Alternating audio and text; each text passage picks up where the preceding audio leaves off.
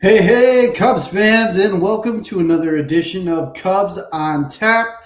I am your host, Nick, joined by Tyler, joined by Tommy, and throughout the night, you will see some other gentlemen's faces pop in here.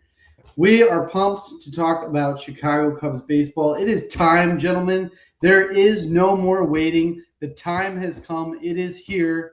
We're going to break down all things Cubs baseball this season, our predictions, our hot takes, our what ifs, anything. Before we get into all that, how are you guys doing tonight? It's time, like you said, Nick. It's time, boys. It's time, girls. No more weeks of waking up on Monday morning being like, "Oh man, when's baseball starting?" This, this week, this week. Can't wait. Can't wait to see you. Well, most of you guys in person. Sorry, Nick. Um, It's here. It's here. Christmas is here. Christmas in March is here. I'm excited. Can't wait. Christmas Can't is wait for indeed Thursday. here. Opening day is a holiday, as we all know. We've been counting down this day since early November. Thank God. Shout out to the Bears for making it as long as they did, but now it's time to get down to business. Hell yeah. Hell yeah. We have a new face, Tommy. Before I let you tell a little bit about yourself and introduce you to our audience, I'm going to bring in the man, the myth, the legend. Joey Ricotta is back. What up, boys? Welcome back, Joey. We're Sorry so I'm glad late. to have you. No, Sorry you're I'm late. good. We're glad to Good to be have here, you. man. How are you doing? Are you excited for this season? Are you ready? Are you pumped? I'm like the crowd goes mild. I don't Okay. know. Okay. I'm not quite there yet. I'm like 6 out of 10, 7 out of 10, but by opening day I'm hoping to be there. So Oh yeah. Oh yeah. um Yeah, I mean spring training will do that to you. But Tommy, you're our new man, you're a new face here. Tell us a little bit about yourself, your background, anything you want to tell us. Sure. Yeah. I'm a season ticket holder and lifelong fan, as they say when people throw out the first pitch or whatever. I have blogged and podcasted recently for other places, doing Cubs stuff, and doing some stuff on my own, but I took a little break to finished school, reached out to Tony and Ron, and they got me signed up here, and now I'm here. I'm ready to talk ball with the boys. Super excited. Um, yeah, Joey, I know you're at like a 6. I'm at like a 17 because I am fired up. I'm so ready to go. nice. It's so time for Cubs baseball to be back in everybody's lives. This is why I wanted to be on here though, because I need people like that. I need you guys to get me ready to Get go. you to that level, Tommy right? Tommy I'm had boots on the ground today already. That's right. Already Yes. That's scoping out the battlefield already. Look, I Love to see it.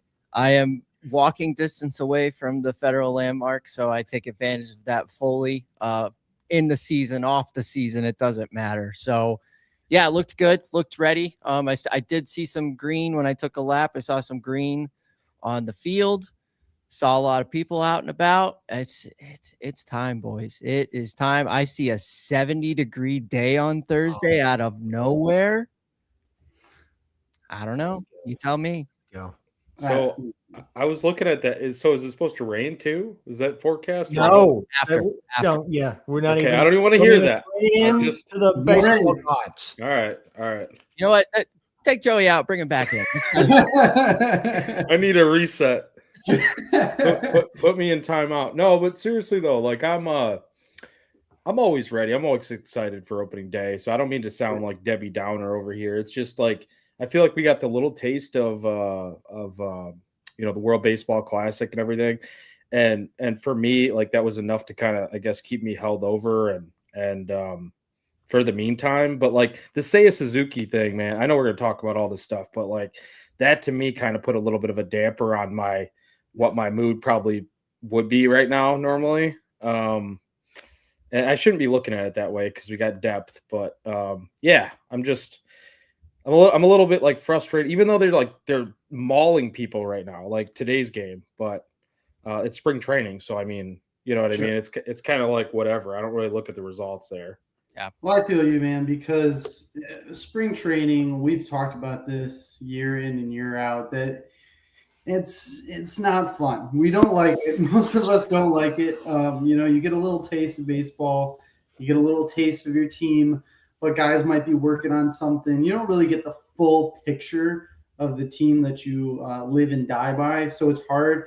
And then pack in the fact that you had the World Baseball Classic, some high stakes baseball where you felt that adrenaline, and then now it's over and you're just watching these games and you're seeing split squads and guys that are not going to make the roster.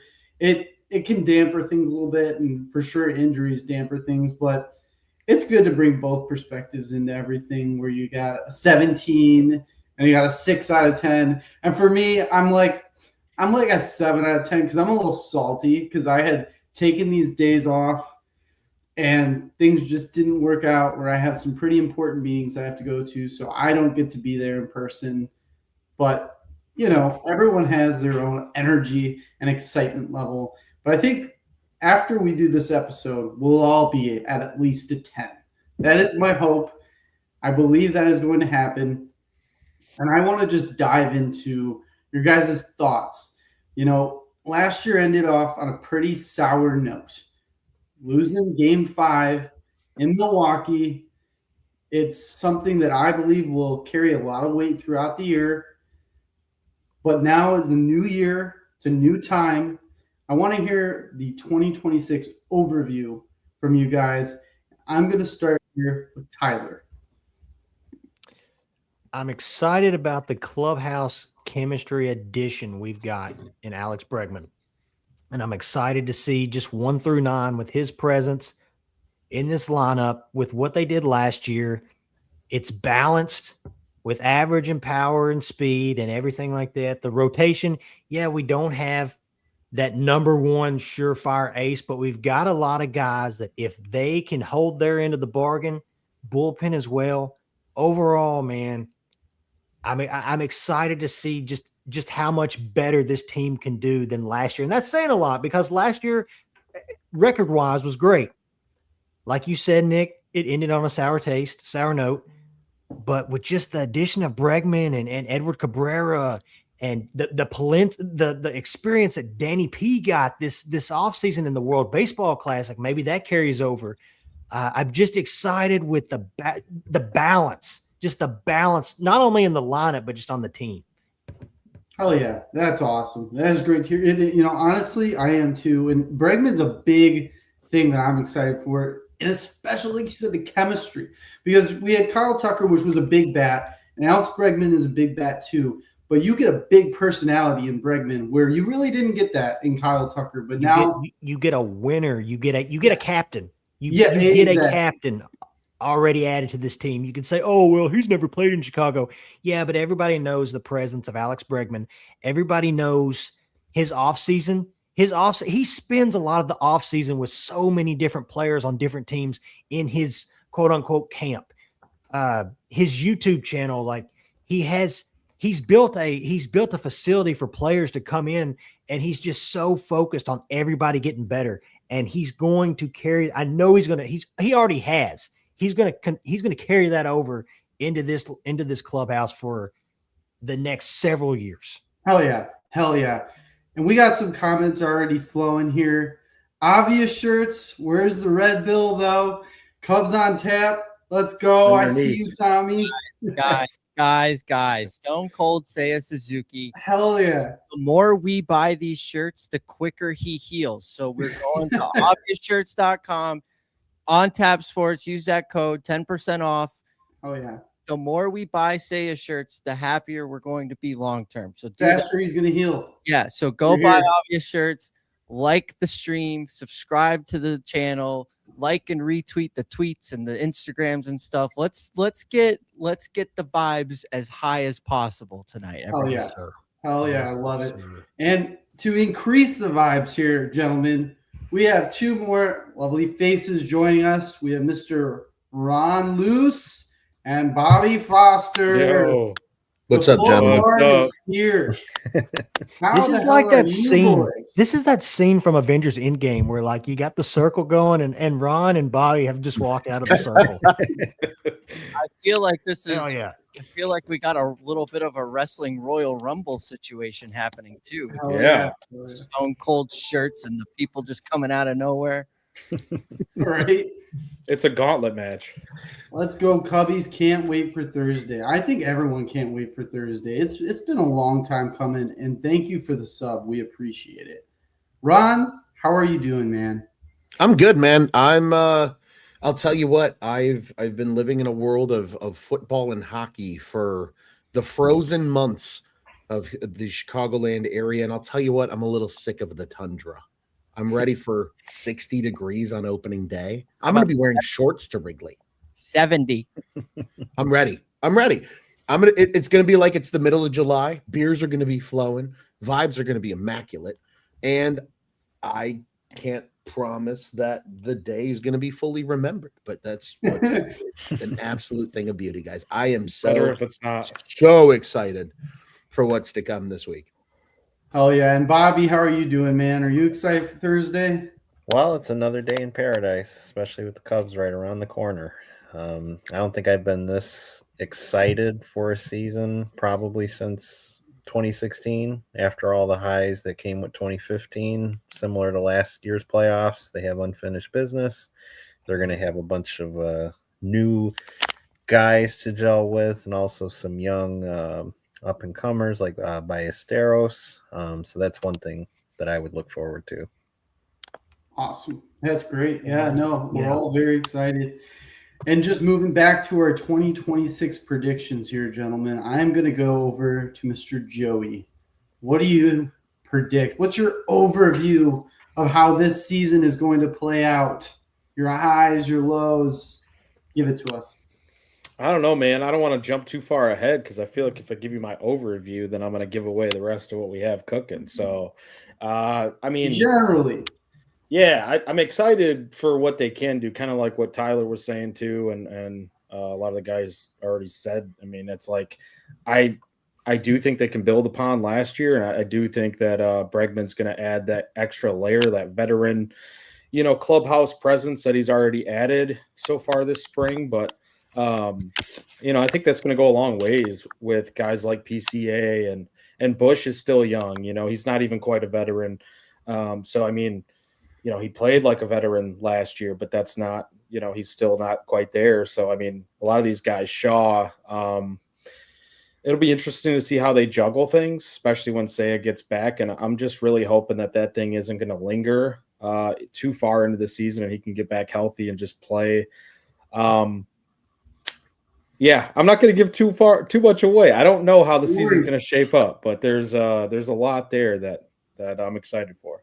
I dig it. No, and I agree with you. I'm excited about the guys and seeing what they can do this year too. Just real quickly, Ron, do you have an overview? I know you don't want to give too much away. Yeah, I won't give too much away. I'll tell you what. You brought a great point up right as we were jumping into the stream, Bobby and I just kind of want to double down on that. Last year's team was a growing team, right? This team was learning how to win. A lot of these guys were really just becoming regulars for the first times in their career. PCA, Michael Bush, Seiya Suzuki finally had a bat in the lineup to protect him for the first time really in his Cubs tenure. There was a lot of firsts last year, and I think they largely exceeded expectation. Really, I do. I think, a lot of people were like, all right, we've seen this song and dance, go prove it. And they did.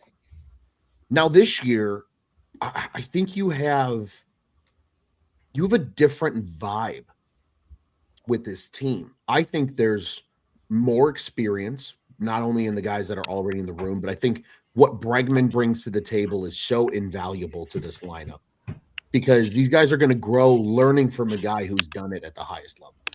And that's going to be critically important for a young Cubs team. Now, I know part of it for the overview here, things we're excited about, things we're worried about. Certainly the excitement is this lineup's deep. There's plenty of power. There's guys that can hit for average. There's guys that are going to get on base. It's exactly what you're hoping for out of a squad. I think the only thing I would really say I'm worried about, gentlemen, is just these guys need to do what they did last year, and some guys need to take a slight step forward, right? We heard Jed Hoyer, all those Cubs cons we attended, saying, you need that 4-WAR player to jump to a 6-WAR player. to really extend winning into the postseason and things like that, having a good baseball team. And I think that qualifies for players like Michael Busch. I think that qualifies for players like Pete Crow Armstrong. I think you're looking for a similar output of a season from your middle infield. So it's really just going to be, can these guys all put it together at the right time? And are there any steps backwards this year? And any individual player, I'm not saying the team as a whole, but any individual player. I think that's the only thing I'd be worried about. But I'll tell you what, this is a team from the, and I like Carter Hawkins' comment here, and I think this is perfect, a quiet confidence about them. They've got the experience. You've got the exciting youth. You've got the guys that are kind of in between. You've got the household names. You've got the newcomers. You've got this weird nucleus that, I think just to your guys' points that you've already said, that's what's driving the excitement of this team up for the first time really in probably 10 years since we last saw this team hoist the World Series trophy. Yeah, and it's interesting what you said about the WAR stuff, because while you were talking, I looked up a couple things with that WAR, like the jumps in the WAR. So Michael Busch, he jumped from a 2.8 to a 4.6. Now, obviously, we're going to get a lot more Michael Busch this year because I presume that we've all come to our senses and we're going to let him bat against left-handed pitching. Like, Yeah, are we? pray to God. Thank God. Continuing. So that's kind of foreshadowing to one of my bold predictions, which you could have read about today on the Cubs on Tap blog on OnTap Sports Network. We love a good shameless plug. Anyways, Nico Horner went from a 3.7 to a 6.2 WAR. Now Nico is he is a 6.7, 8 WAR guy, and the league's about to find that out for sure. PCA, it seemed like last year was really like the best sample size that we got at PCA. He went from a 2 to a 6, like straight up. So these guys are already making that jump in the WAR. If they continue, like, obviously it's not really sustainable to ask everybody to go from a 2 to a 6 or like a 4 to a 6. But if you're at the 6 already, you don't have to go that much further up. And then you got the leadership of Bregman coming in. You got another year of praise be healthy Seiya Suzuki. If we just get these 2 weeks out of the way, quiet confidence, I think, is the right term. And Joey or Bobby, was it you that said that last year seemed like a 2015 situation? This is a 2016. It does kind of feel like that because we were projected to win the division last year. We didn't, but no, like during the season, everybody was like, this team isn't going anywhere. Like, what? Here we go. Same old Cubs situation. Now, I put in my notes for like the expectations for this year. This is a business trip. Like 2025 towards the end, that playoff run, that was so much fun. The series against the Padres, that was incredible. The vibes when we were coming back against the Brewers, awesome. This year's a business trip. This year is win the division convincingly and make a deep run in the National League, because the Cubs can take on the Dodgers. It's just a matter of if they get there and they don't screw around when they're on their way to that path. Oh yeah, I very much agree with that. Do you have any other overarching thoughts before I wrap up the overview here? Awesome. I want to get to some comments real quick before I kind of wrap that up. Tony Marchese has said that you are tardy. I am going to disagree with this. I'm going to say that you are making a grand entrance here. So, Tony, you are wrong. That was 3 of us tardy, by the way. All grand entrances, Joey. That's batting 500, and we would be in the Hall of Fame. Our friend Scott C. from Iowa says Hawkeyes in the Sweet 16 beating Nebraska and Cubs opening day can't top this year. We appreciate Sir Daniel with the sub, and Bush excites me too, man, because as Tommy pointed out, and that's one of my things, I won't get too far into it, that needs to stop with the lefty bullshit. I mean, Bush needs to bat all of the time regardless, and his WAR go up. If he bats more against lefties this year, you're going to see probably 60 to 70 more plate appearances. And with 34 home runs last year, not to, go too far into what, just imagine what he could do with 70 more plate appearances. Well, here's the thing too. We said it all last year, is like, you can't get better against a lefty if you don't face lefties. Exactly. You know, like look at Anthony Rizzo. I mean, Rizzo was so good against lefties, but he gets given the opportunity to succeed against lefties. He wasn't always like that. He wasn't that good early in his career. So I'm excited to see what he can do. Maybe he's a 35, 40 home run guy. You know, you keep him in there long enough. I mean, You never know. yeah. Exactly, and that's very possible, and he's going to have those opportunities now this year. So that's very exciting. Carter Hawkins, you know, we're going to talk all about this guy too, but Mo Baller Rookie of the Year, season loading, like there's some fun things that we're going to talk about tonight. We already talked about the quiet confidence, 100%. A lot of good comments. Just keep them coming here. If Cabrera can stay healthy, there's just a lot of good things on the horizon that we're going to break down tonight. And Before we keep going on, like while we're on the Cabrera situation, I want to give Joe, Obvious Shirts Joe, a shout out because he has been on Edward Cabrera for a very long time when everybody wanted Sandy Alcantara and the guy that went to the Phillies, please, somebody. Jesus Ranger Suarez? Luzardo. Yes, Luzardo. Yeah, Luzardo. he was all over those. Luzardo, sorry. Joe consistently was on Edward Cabrera. Look at him now.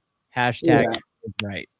Hell yeah. I love that. Yeah, I'm so excited for Cabrera. And I mean, just to wrap up the overview, I mean, I really do believe, as I said before, that this game 5 last year, losing in a heartbreaking way is gonna, you know, it's gonna fuel them through the low parts of this 162 game season. And I hope that they draw upon that, you know, for the fire and fury to keep pushing to be the best and be better than what they were last year. As in terms of like a team identity, I hope that they're just a never quit, you know, attitude. And also I hope they can win in multiple ways. That's one big thing that I want to see this year is winning in multiple ways. We saw it last year. I want to see it this year too. Excited about the clubhouse. The only thing I think I'm worried a little bit about is just the consistency overall in the offense and also in pitching. Just, you know, we saw burnout last year. You don't want to see that again. So we're going to get into all that, but that's just kind of my overview without giving too much away as well. But moving on, projected lineup. And this is a fun one because I think everyone's going to have just a different take on this. And we all know that Craig Counsell will certainly have a different take on this. Yeah, exactly. So I want to get into all your guys' lineups. Let's just go around the horn real quick, and then we can kind of break things down and talk about, you know, what we like, what we dislike, what we agree upon, so on and so forth. Let's start with Tyler. Okay, so I did this with the assumption that Suzuki was healthy. Yeah, so we're going to play a pretend world where his knee is fine. I gave him both my kneecaps to put in his one knee. To remember, Stone Cold 10% say off on Tap Sports, obviousshirts.com. Right. I've got Michael Busch leading off. Alex Bregman batting second. Ian Happ batting third. Seiya batting fourth. PCA fifth. Carson Kelly sixth. Dansby Swanson seventh. Ballesteros / Shaw, depending on lefty righty. And Nico Horner batting ninth. Nico 9. I like that. Interesting. Very interesting. That's a spicy one. I'm definitely going to say that's. And I will say before I did this, because Tommy with Nico, I would like Nico in the leadoff spot. I think Craig is going to stick with Michael Busch in the leadoff spot, especially against righties. Lefties may be a different story. Yeah, I mean, not to jump in here, but I agree with you. Michael Busch should be the leadoff hitter for the Chicago Cubs. Interesting. Tommy, let's go with you. Yeah, I went Michael Busch. I went Bregman 2, Seiya, a healthy Seiya 3, PCA 4, Nico 5, Ian Happ 6, Dansby Swanson 7th, Moises Ballesteros DH 8th, and then Miguel Amaya, Carson Kelly, whoever you want behind the dish 9. Very nice. All right. And Ron? So I think I'm going to have maybe a little bit of a controversial one here. Ooh. Dare I say? I agree. I think Michael Busch should be your leadoff hitter. I think that's the best position for him. I think he's the player that fits that role the best. I have Bregman 2, Seiya 3, and I said in parentheses, when healthy. I have Ian Happ batting 4. I have Nico Horner batting 5. I have PCA hitting 6. I have the Ballesteros-Shaw combination hitting 7, Dansby 8, and then your catcher, whomever, whether it's Carson Kelly or Miguel Amaya, or potentially Moises Ballesteros, since supposedly he's going to catch it a little bit this year. Batting 9th and turning over your lineup. I like it. Bobby? Okay. Kind of. I'm on the Nico leadoff train. I just like what he brings as an attitude in the lineup, coming up first, fighting pitches, just battling his way on bases. So I have Nico leading off, Bregman 2, pretty much the standard, Suzuki in the 3-hole, Bush 4th, Happ, PCA, Dansby, Moises, and then the catching trio of Amaya and Carson Kelly. All right. Nice. And Joey? So I just did this without Saya because I was trying to do the opening day lineup. So it's pretty much because look, this is my least favorite part because as a kid it was my favorite part, but as we've gotten older, I'm just like it doesn't freaking matter because it changes every day, like we said. So opening day lineup, I've got Bush, Bregman, Happ, PCA, Nico, Carson Kelly, Mo Baller, Dansby, and Shaw. Nice. All right. Yeah. And for me, I went Bush, Bregman, Happ, Suzuki, PCA, Horner, Swanson, Ballesteros, and Carson Kelly. There we go. So, yeah, I mean, we do have some varying lineups across the board. I want to pick on the very first, obviously, spot, Horner, Bush, which one, obviously you can go either way with that. I don't hate Michael Bush leading off for sure, but I am a guy that also will go Nico Wico for sure. So either way, that's how I view it. Thoughts? I love him leading off, and I do think, like, for sure against lefties. And I think last year he improved the on base too, because it was always like the on base and not getting that many walks. But I guess when the average ticks up and he starts drawing a little bit more walks, that's only going to get better for his on base, obviously, or better for the leadoff position for him. So, Nico Wico, I do like him leading off probably more than Bush because you can put him in that power spot with guys on base early in the top. But I don't hate Bush kind of kicking it off either. So it's really, like I said, this is kind of my least favorite part because I don't know if it really matters as much as it used to. I like the idea of Nico in the leadoff spot with Bush in the leadoff spot, though. After that first time through the lineup, Nico almost serves as just another leadoff hitter after the first, after the first run through the lineup. And then you get Nico on base, you've got Michael Bush coming up right behind him to drive him in because a lot of times with Nico, he gets on base, he's going to steal second base. So it almost serves as just another leadoff hitter almost. I think with lefties, obviously, he's going to be your leadoff guy. And who knows throughout the season, as y'all said so far, as much as it changes, he's going to get his spots in the leadoff spot this year. Yeah. I really don't think there's a wrong answer here between Nico and Michael Bush. I said Michael Bush. The hand up, I have recency bias. Those leadoff bombs in the playoffs were incredible, and the vibes were electric.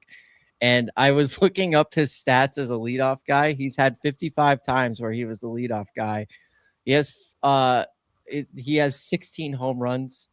And I just like if he continues on that trek of just hitting home runs as the first batter of the game, there's no better way to start a game than being up 1-0, I suppose. So hell yeah. Wouldn't have guys on base, but I mean, he'd get the juices flowing at least. And I'm not saying that Nico would. I mean, Nico double in the gap. He's already in scoring position for Bregman or whoever. So I don't think there's really a wrong answer here, but I'm going to pick heading for the mountains of Bush. I'll say this about the leadoff spot. I think Nico every once in a while to lead off against lefties would be fascinating. Because just litter that top of that lineup with righties, right? Like Nico, Bregman, Suzuki, Happ because he's a switch hitter. Yeah. And then you've got 4 righties right out the gate. because here's the thing, and I don't know how you guys feel about this, but like I feel like every time this Cubs team in recent years, when they score in the first inning, it feels like that's the juice that they need to just stick it up somebody's ass. Yes. Yeah. And when you like against lefties, if you can go 4 righties and right in a row, why not do it? Do it. Hell, you could go 5 righties in a row, right? We saw Carson Kelly hitting 4 and 5 in the lineup last year against lefties. That wasn't a weird thing.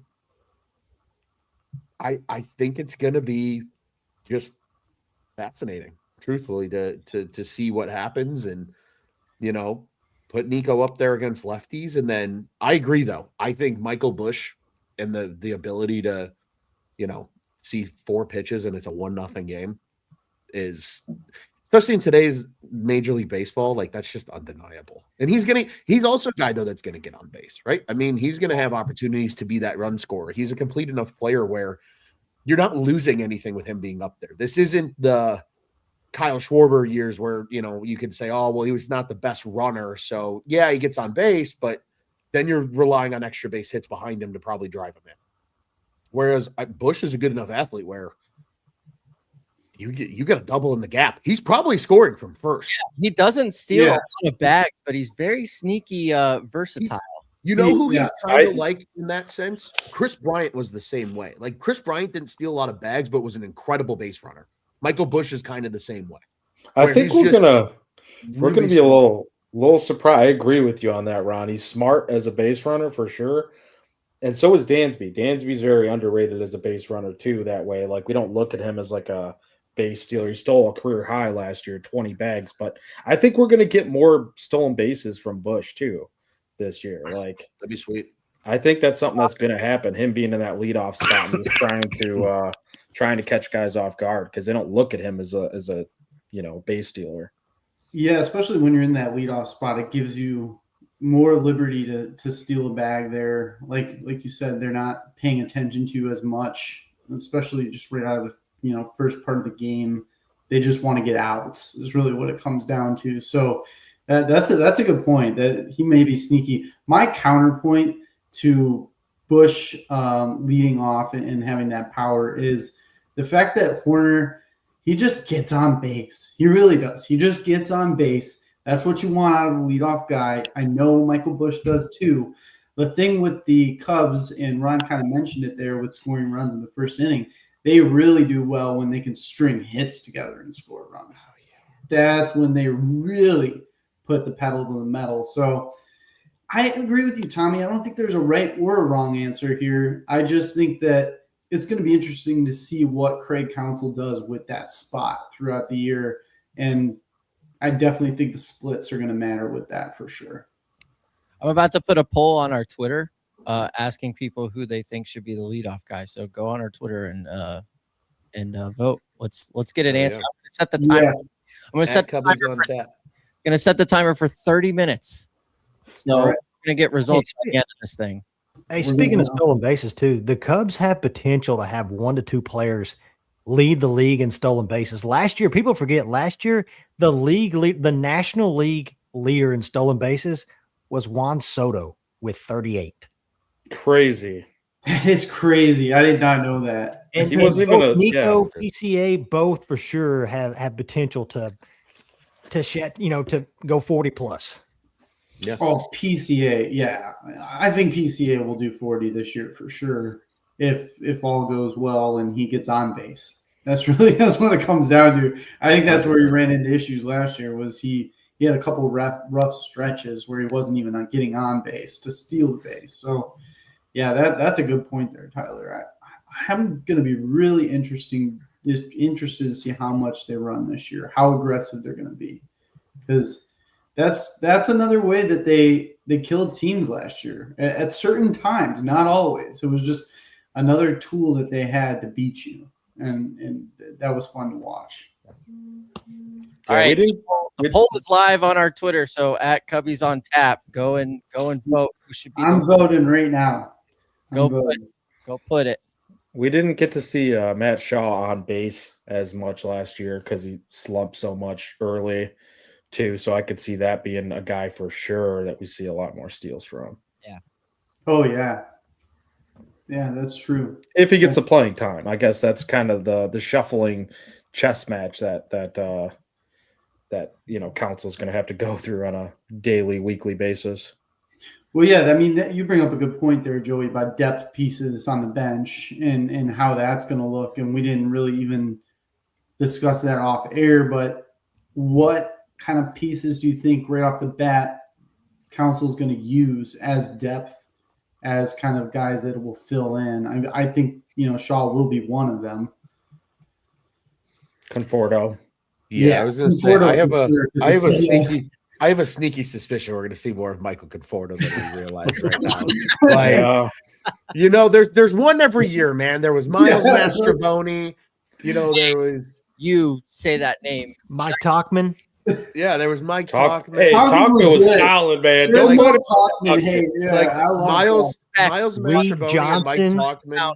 Yeah, like Miles Mastrobuoni and Mike Talkman walked so Michael Conforto can run in 2026. Yeah, we're gonna Tony see Campana. We're gonna see him. Wait, if you want to? You're out. Do you guys think Scott Kingery's making the roster? No. I think Dylan Carlson will make it over Scott Kingery.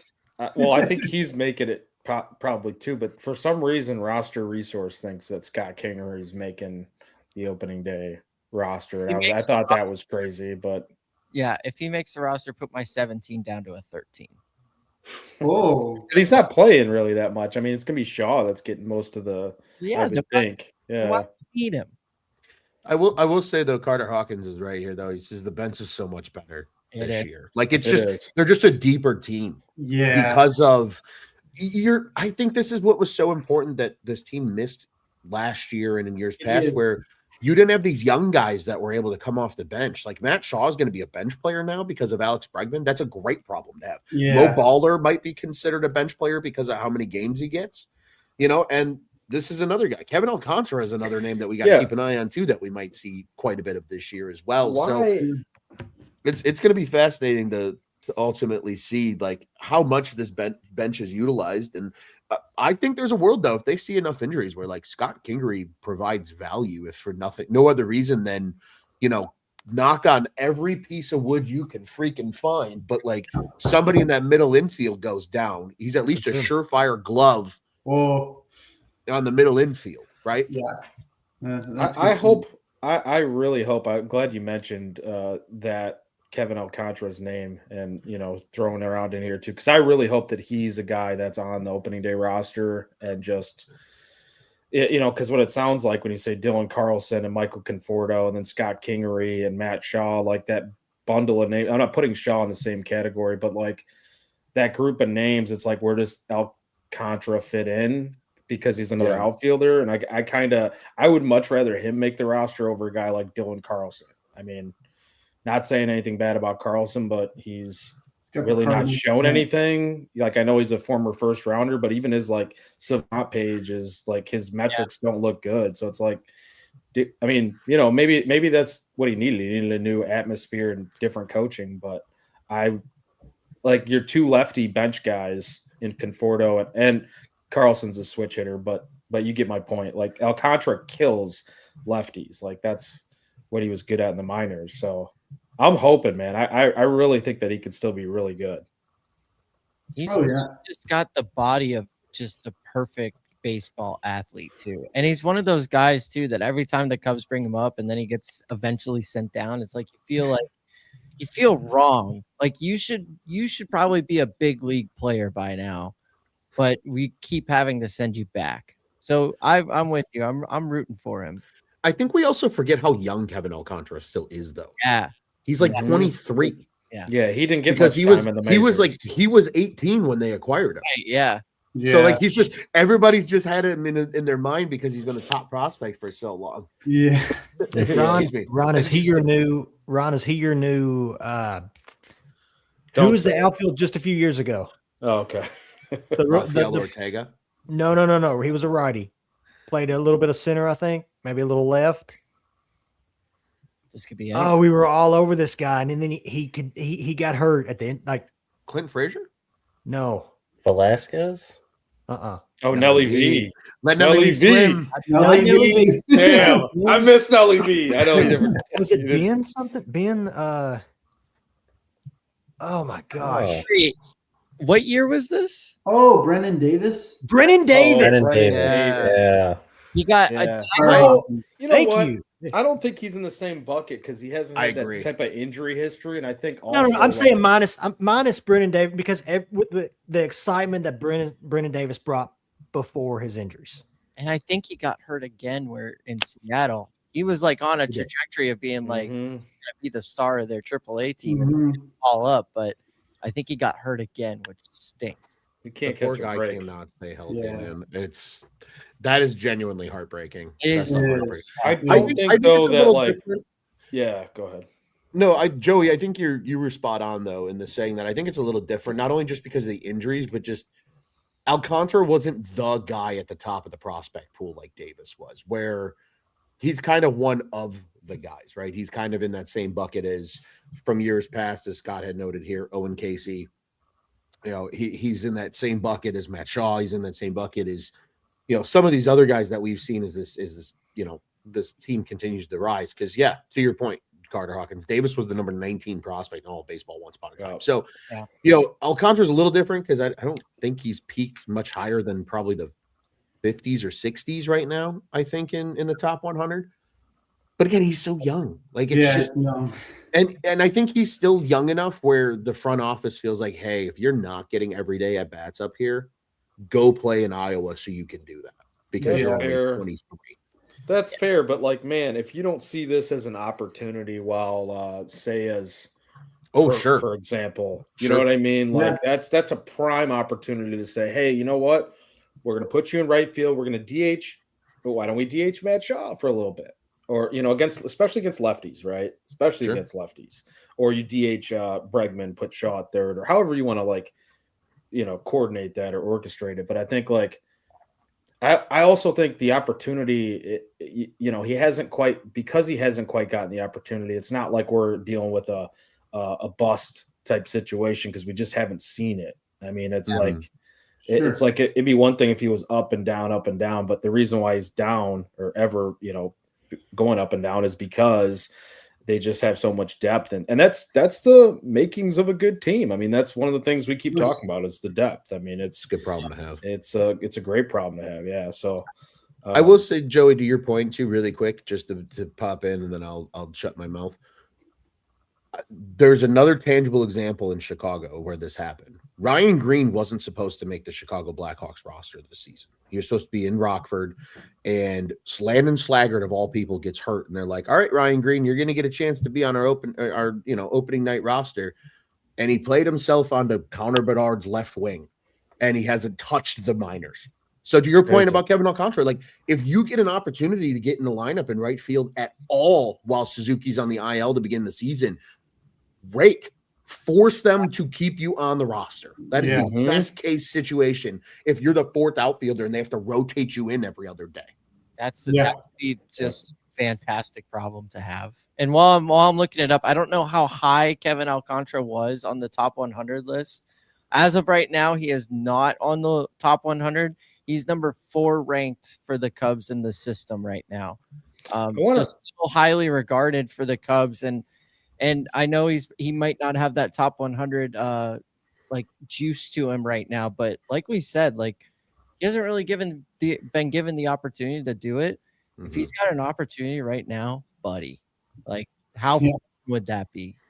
Yeah. Well, I was going to say, I think that, which I'm glad it's not a long-term injury, but if it was a longer-term injury, I think that they probably would give him a shot full-time in right field. I think they're hoping that this is going to be a quick one for Seiya Suzuki. And I am too, and I think we all are. But to Joey's point, I mean, you just hope it doesn't linger. And if it does, at what point do you shut him down, put him back on there, and give Kevin Alcantara a shot out there and give him those at-bats? So I think that's the fortunate part is we're in a spot where we can do that. And we have Matt Shaw who's learning and doing outfield things and stuff. So it's like we have options going everywhere. So do have. There's been times where Say has been hurt and we haven't been able to do anything about it. Now we have the ability to do something about it, which I think is fantastic. Yeah. Yeah. Oh, Also, how lucky are we that Carter Hawkins is just hanging out with us tonight? Like, Oh. better things to do than- What up, Carter Hawkins? is great. He comes in here with Legendary his member of the comment wisdom section. and just lights up the comment section. We very much appreciate. Should we be concerned that he's not doing general manager things, but he's like just hanging out with us idiots? No, he's on the We have best Jed Hoyer's podcast number, in so I mean, Chicago. He's getting He's more already attention. he's already got the 2032 Yes, Cubs we do, bet, Joe. so. you want to give him a call, Tyler? Tyler, let's call Jed Hoyer right now. I've got it Yeah. still saved on my notes. Give him a call. Saving it for a rainy day. But seriously, I do. If things Yeah. get really bad, though, yeah, we're just Yeah, that's when we. It's like a break the glass in case of an emergency Oh, situation. We have his number to call him, just in case. There was an electric comment by Scott Milo who said, "With PCA and center and Alcantara and right, Happ will only have to cover 10 feet of left field." All right. Great problem for your Gold Glove left fielder to have. Yeah, He's just got right. 4 in a row. Yeah.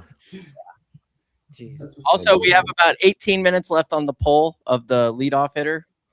So make sure you go and do things and stuff like that. Hell He's yeah. prepping for 2032. That's great. But yeah, I mean, and to your point, Ron, the bench, and I wrote an article about it last year. I was really concerned about the bench going into the playoffs, and I think that haunted them. I really do. I think that was something that really bit them. And this year, I have a lot more confidence in this bench and in the depth. And it's like we said, it's a great problem to have. It's a great problem to have. Oh, any other comments about the lineup, the starting lineup? Anything else you want to discuss there before we move into the pitching side of things? Just quick thoughts I had as far as the lineup. Just a couple questions. I not really have to answer every single one. I'm just kind of like rhetorical, whatever. I had questions of what does PCA look like without Tucker? Does Bregman have a down first year at Wrigley? Because as we know, a lot of people that come in on their first season at Wrigley Field, they struggle just a little bit. Ask Dansby Swanson, even though Dansby's been his first month of the season, whether it was with the Braves or with the Cubs, has always been a down month. Does Ballesteros take the DH role? Not just put him here. Does he take the DH role? And does Matt Shaw show more of his second half version than his first half? That's just some questions I had as far as I like those. how the lineup goes. Ballesteros one is the one that I had written down. I said, will he make the impact that the Cubs believe that he will? I think that is we're not talking enough about how vitally important it is. If you're going to be on this roster and you're going to be a designated hitter, you got to designate the hitting, you know? And, yeah, and so they trust him. They believe in him. There's outside sources that believe that he's going to be an even better catcher one day than he's going to be a hitter, and they believe that he's just going to rake. So, Tommy, I believe you could argue.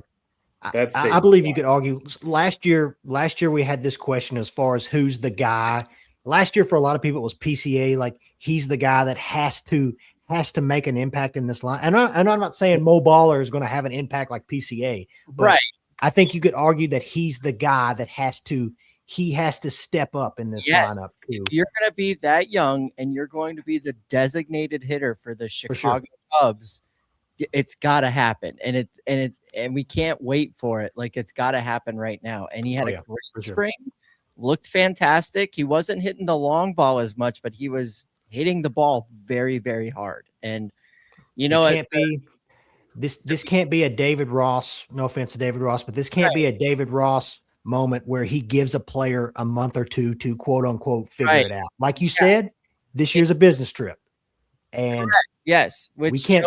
Joe, if you're still watching, if we just want to make some business trip shirts, like maybe we should talk about that. But add them to the On-Tap Sportsnet collection. Yeah, that would be great. Mo Baller, like I want to believe that he is going to be this guy that everybody believes he's going to be, and he's just going to rake and hit a bajillion home runs, and we're just going to go nuts at Wrigley. I don't necessarily need the home runs to happen when it's 2 degrees in April, But when it's summertime and you come up, like, I want to be like, okay, there's 2 men on right here and we're about to get 3. Like, I think that's fair if you're going to be the designated hitter. Yep. For sure. I think that's very fair. I think it's also fair to say that he could have that impact that PCA had where he's sneaky good and brings a lot to it. And he's the X factor that you did not think was going to be there. I mean, his bat is that good where it can happen. But to your point, Tommy, I mean, if it's not happening, adjustments need to be made quick. And there can't be much leash there, even though he's a young guy, because that's a very important spot. So I agree full-heartedly with you. And I think those are great questions. And the more cushion that we give ourselves at the beginning of the year, the more time in the summer we have to figure some things out before the postseason. So let's start hot. Carter Hawkins is high on Mo Baller. He said the question is, when does Mo Baller move up to number 3 in the lineup? June? So if Carter Hawkins has the trust in Mo Baller, I think we all need to place our trust in him as well. Right. But he's a guy that I'm very excited to watch. And admittedly, I haven't seen a lot of spring training, but when there's clips of Mo Baller, I'm watching over and over because I love his swing. I love his bat. I always have. And I'm just rooting for that guy. I'm rooting, for him to be the guy that we know he could be. So that's a good question. A lot of good questions there. Gentlemen, let's move on to the rotation. Let's move on to pitching. Same thing. Let's go around. Let's give our rotations. They may differ. They may be the same. Tyler, I'm going to start with you. All right, so we already know Matthew Boyd's going to start on opening day, but I got Boyd, Cabrera, Shota, Tyon, and Cade Horton. And then in parentheses, I have Justin Steele, 6th question mark. Ooh, I like that. Ron? Yeah, I'm a little different than Tyler, but I don't think it's much different. I've also put Boyd at 1 just because of what we already know. I actually have Cade Horton at 2. I wanted to put. I thought about doing this. I think it's too hard to not put Cade Horton at 2. Yeah. Shota Imanaga's at 3. I have Cabrera 4, Tyon 5, and then I put 6 Steele. Obviously, we know he's going to start the season late. And I think why this is such a fascinating rotation, though, is you also get a lot of the left out of it. By the way, it's structured this way, which even Tyler mirrors what you said as well. You go from Boyd to Horton, which is night and day, back to Shota, which is, completely different too. Then you go to Cabrera and his changeup that's going to wipe you off the face of the earth. And then you go to Tyon. And who knows? One of these guys could inevitably get injured and Steele slots right back in. And all of a sudden, is Justin Steele your 5th starter? It's a hell of a problem. Yeah, it's a great problem to have. That's crazy. So that's what I've got. And then I know you mentioned depth options. We've now learned that Ben Brown is going to make the opening day roster. Javier Saad's going to start in Iowa. So I've got Ben Brown pretty much as my 7, and then Colin Ray as my 8. Okay. Yeah. I like that. Bobby. So I completely opposite from Tyler. Given that we have Boyd as the ace, I would have given the nod to Horton to open up. I mean, it is Washington after all. But as it currently is constructed, I have Boyd 1, Cade Horton 2. I wouldn't put Shota at 3. I don't believe in his stuff anymore. I think he's falling. I have Cabrera at 3. Shota I'll have at 4. And then Tyon, I know spring training shouldn't mean that much, but that was bad. But for depth pieces, obviously Justin Steele will be the de facto number 6, lurking in the wings. I have Colin Ray as kind of the 7th guy. I kind of think because with Ben Brown especially, I think they'll give him more leeway in the bullpen rather than starting. I think they've seen that experiment, which is why one of my bolder predictions, I think Ben Brown and Daniel Palencia are going to be the 2-headed horse at the end of games. You get Brown for an inning or 2 and then handing it off to Palencia. So that's just how I view it. It's actually funny, Bobby. That was one of my bold predictions as well, is that the setup man would Nice. be Ben Brown. So that's really cool. Joey. I guess I'm going to go the way that I think that they'll start the season, and then the way that I think it'll end. Boyd 1, Horton 2, Shota 3, Cabrera 4, Tyon 5 is how I kind of see that it's going to maybe start. But I wouldn't be surprised. Like I do think that Horton probably should be your 1, and I wouldn't be surprised if that flips. I mean, especially when you start talking October.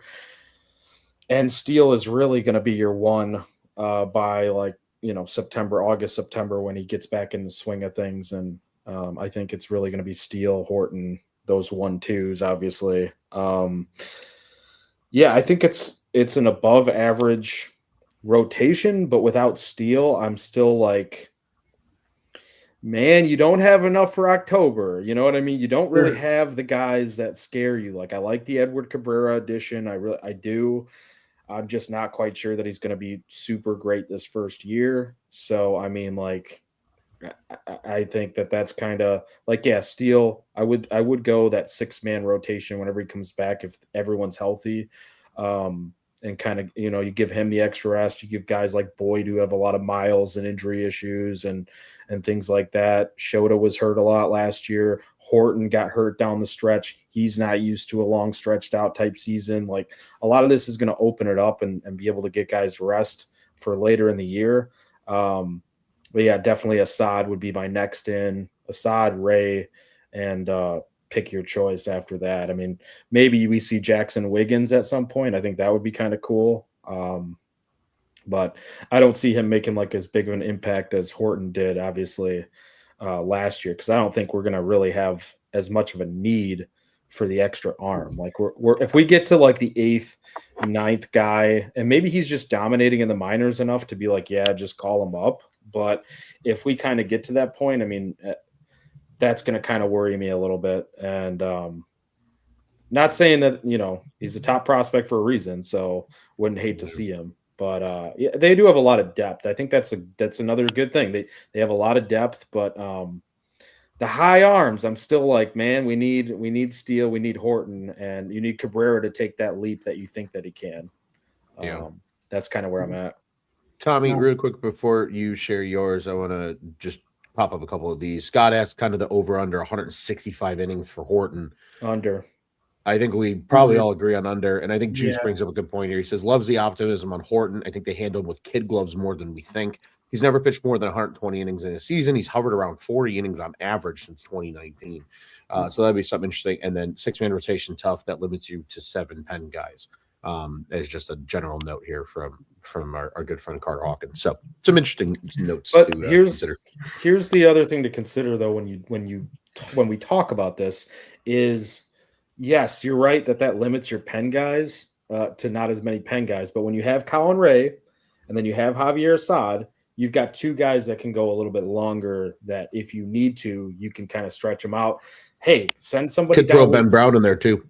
Ben Brown, you know how often they shuffle these guys back and forth between minors and IL stints and things as it is. So I mean, you need an absolute emergency. Somebody's getting sent down and somebody's getting called up. So, so I don't think 6-man would cripple you as much as like I get why you're saying that, but I don't think it's going to hurt that bad. Isn't one of those guys out of options right now? Assad is out of options. Or no, Okay. I'm sorry. I beg your pardon. It's Ben Brown. Brown is out of options. That's why Assad went down. Okay. Yeah, so that's another interesting note to keep an eye on too, right? Especially because Assad's going to be a starter. Like, do you sit here and say, hey, Javier Assad might be a trade piece? Dude, I think he's so much more valuable in the bullpen right now. I don't like him being a starter to start the season because we know that he can become a starter. Like, yeah, maybe he's a trade piece. I think there's another guy in this rotation that could be a trade piece. And it's one of my questions as far as this bullpen. As far as the rotation, I had a question as far as can Shota bounce back from last year? And if he does, he's a guy that you could use. He's entering his free agent season. I'm I'm looking at him as a guy. It would not shock me after this season, depending on how the offseason goes.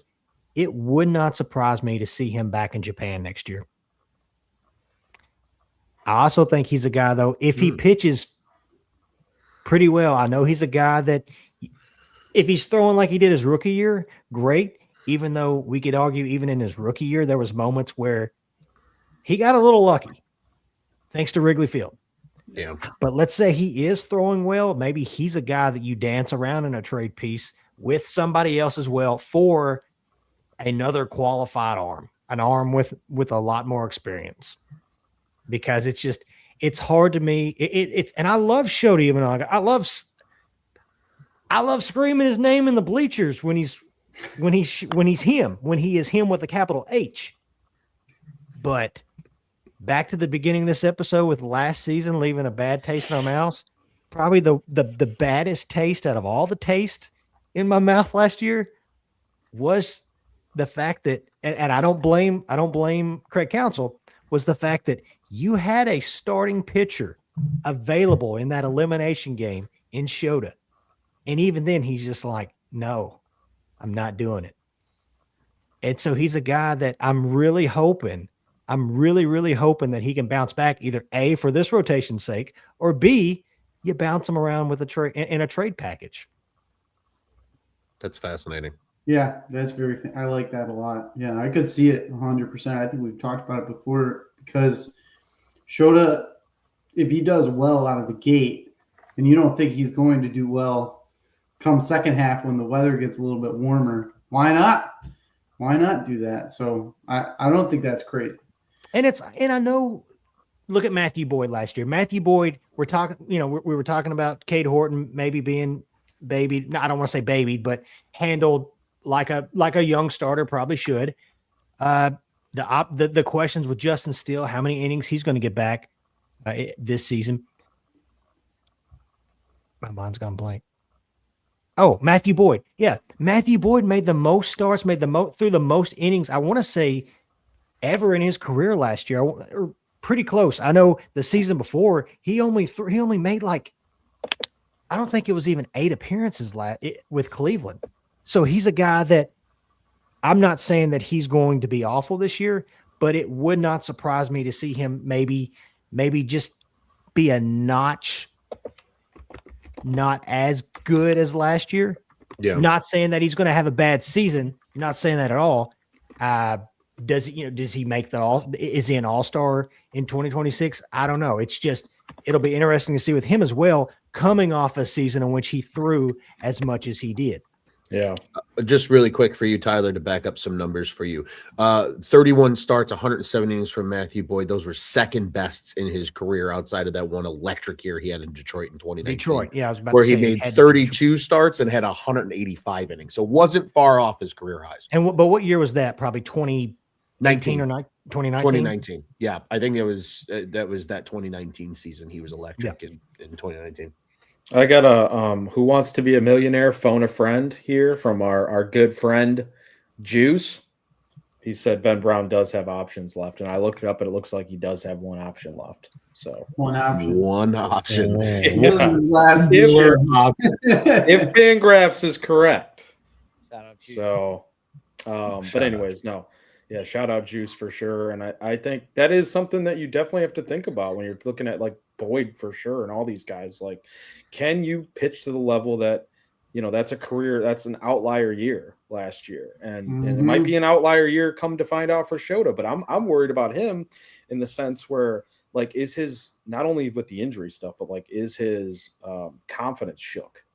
Because that's his first real damaged, troubled sort of season. And now how do you deal with that sort of adversity and not only getting your stuff back, but like learning how to pitch again in the majors? Like once teams get that scouting report on you too, it's really hard to refine yourself. Like we've seen some of the best pitchers go through this where they get figured out a little bit and they have to reconstruct and refigure out how to attack hitters. Like you look at the best of them, Justin Verlander, Max Scherzer's been beaten up and then come back. And I know, he's older, but like there's examples of this all across the board. Zach Gallen last year got absolutely torn to shreds. Like, Aaron Nola didn't have a good year last year. Like, those guys I'd expect more of a bounce back because they have the pedigree and they have the like history of doing it.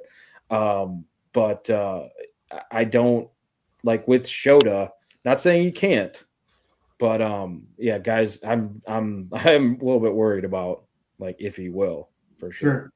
Yeah, and his biggest thing and his biggest bug is a damaging one because home runs really kill you in this league. If there's guys on base, it really hurts. And Hank brought up a good point. Shota and JMO both gave up more home runs than starts last year. Just can't have that again. I mean, that's true. Shota gives up a lot of home run balls, and that's the whole thing about starting early. Obviously, Wrigley Field's going to help you out early, and then later on, it's going to hurt you. And that's just how it's been. But what I've noticed out of Shota is when he's like bad, everything looks very flat and is on the same exact plane. And I think to your point, Joey, guys have figured this out. They have a scouting report now and they know what to look for. And that's kind of an issue. And we'll see if he bounces back from that. But Tommy, I want to get to your rotation here. So I've been sitting back because the beauty of this being now, we'll call it 2 days before opening day, vibes are just immaculate and nothing is wrong in your own little bubble. I've clearly been drinking way too much of the green water in the Chicago River because I don't see these holes that you guys do. I am so thrilled with this rotation. I am thrilled that we had the seasons that we had last year for Jameson Taillon and Shota Imanaga because I believe in their veteran presence. I believe that they know what they're doing, and I believe they can figure the things to stuff out. So, call me a meatball, whatever. My rotation is Matthew Boyd on opening day, followed by Cade Horton, Edward Cabrera, Shota Imanaga, Jameson Taillon. That's my 5. I don't have Justin Steele as a question mark at number 6. I have Justin Steele with a period, no cap on God. He will be the 6th starter. We will have a 6-man rotation. Hell yeah, Tommy. Wow. The thing that I love about having Shota Imanaga and Jameson Taillon going back to back that might scare some people. We have the ability here to look at the forecast, and then we can be like, we might need this to be a bullpen day today because the wind is howling out and Shota's supposed to be on the mound. Let's use this. Let's just use some technology to our advantage here. We don't have to throw Shota out. He can wait an extra day like it's an off day. Like 3 days in advance, we can look and see and be like, hey, maybe we push it back a day, maybe we do a little bullpen day. I don't know. Interesting. Sounds stupid, but it just might work. It was a bad year last year for Shota and Jameson Taillon. And that stat that Hank gave us about them giving up more home runs than they had starts last year hurt my feelings. But it's not wrong. It's just it doesn't help me.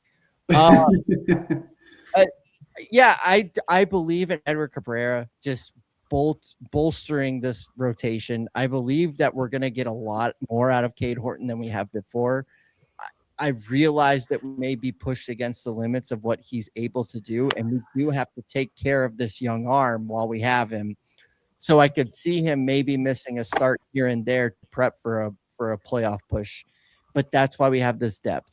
And I did see a comment from Carter Hawkins about the Braves, how they should be calling for Javier Assad and or Jordan Wicks. He's absolutely correct. Like that, we have so many starting pitchers right now that are capable of being starters in Major League Baseball. Whether that be on a winning team or a losing team, it doesn't matter. They should be starters in Major League Baseball. Javier Assad and Jordan Wicks are 2 of those guys. Javier Assad more so.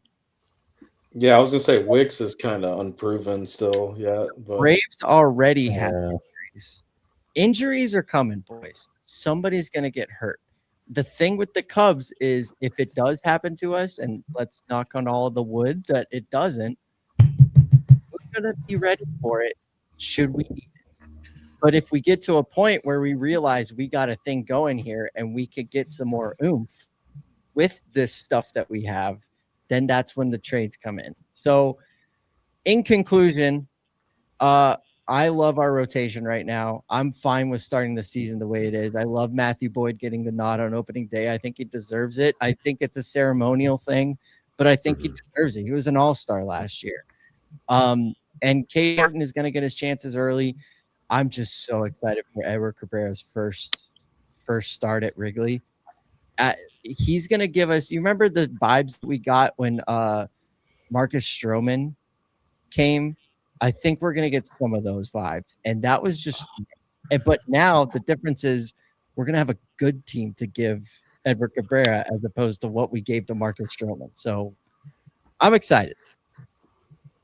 Hell yeah. That's awesome. That was Fire me up. I love that so much. So my rotation, it's pretty similar, but there's just one little difference there. So I have Boyd obviously going first, Cade Horton next, and I go Shota Imanaga, Cabrera, and Tyone, and here's why. As Ron mentioned, when you go from Cade Horton to Imanaga, the stuff is just very different, and I think that difference is going to help out Shota. And with his year last year, I do think that he could use a little bit of extra help in that sense, where we've seen where if you have guys that look exactly the same back to back to back, how that's gone over. Don't give me the terrifying shades of Kyle Hendricks, Alec Mills, and Zach Davies. Okay? You said it, Ron. I wasn't going to behind us. I wasn't going to say Dawn of a new day. Here's the thing, though. When you do the opposite, the guy gets a boost. And I think that Shota is going to get a boost going from seeing Cade Horton one day, seeing Shota the next day. And then you obviously have Cabrera, who is just going to be a monster, who I'm so excited for. And then my depth piece, obviously Justin Steele. My thing is, I don't think the 6-man rotation is set in stone. I want to be on Tommy's, whatever Tommy's drinking, give it to me. I want to be there, honestly. Share the Kool-Aid. Yeah, just share the Kool-Aid. I'm not quite there yet. I think that Steele's going to take somebody's spot come when he comes back. I really do. I think that there'll be one weak link that Steele will come in and save. That's just my opinion. Maybe I'm wrong. Maybe I'm not. And then you obviously have Colin Ray too.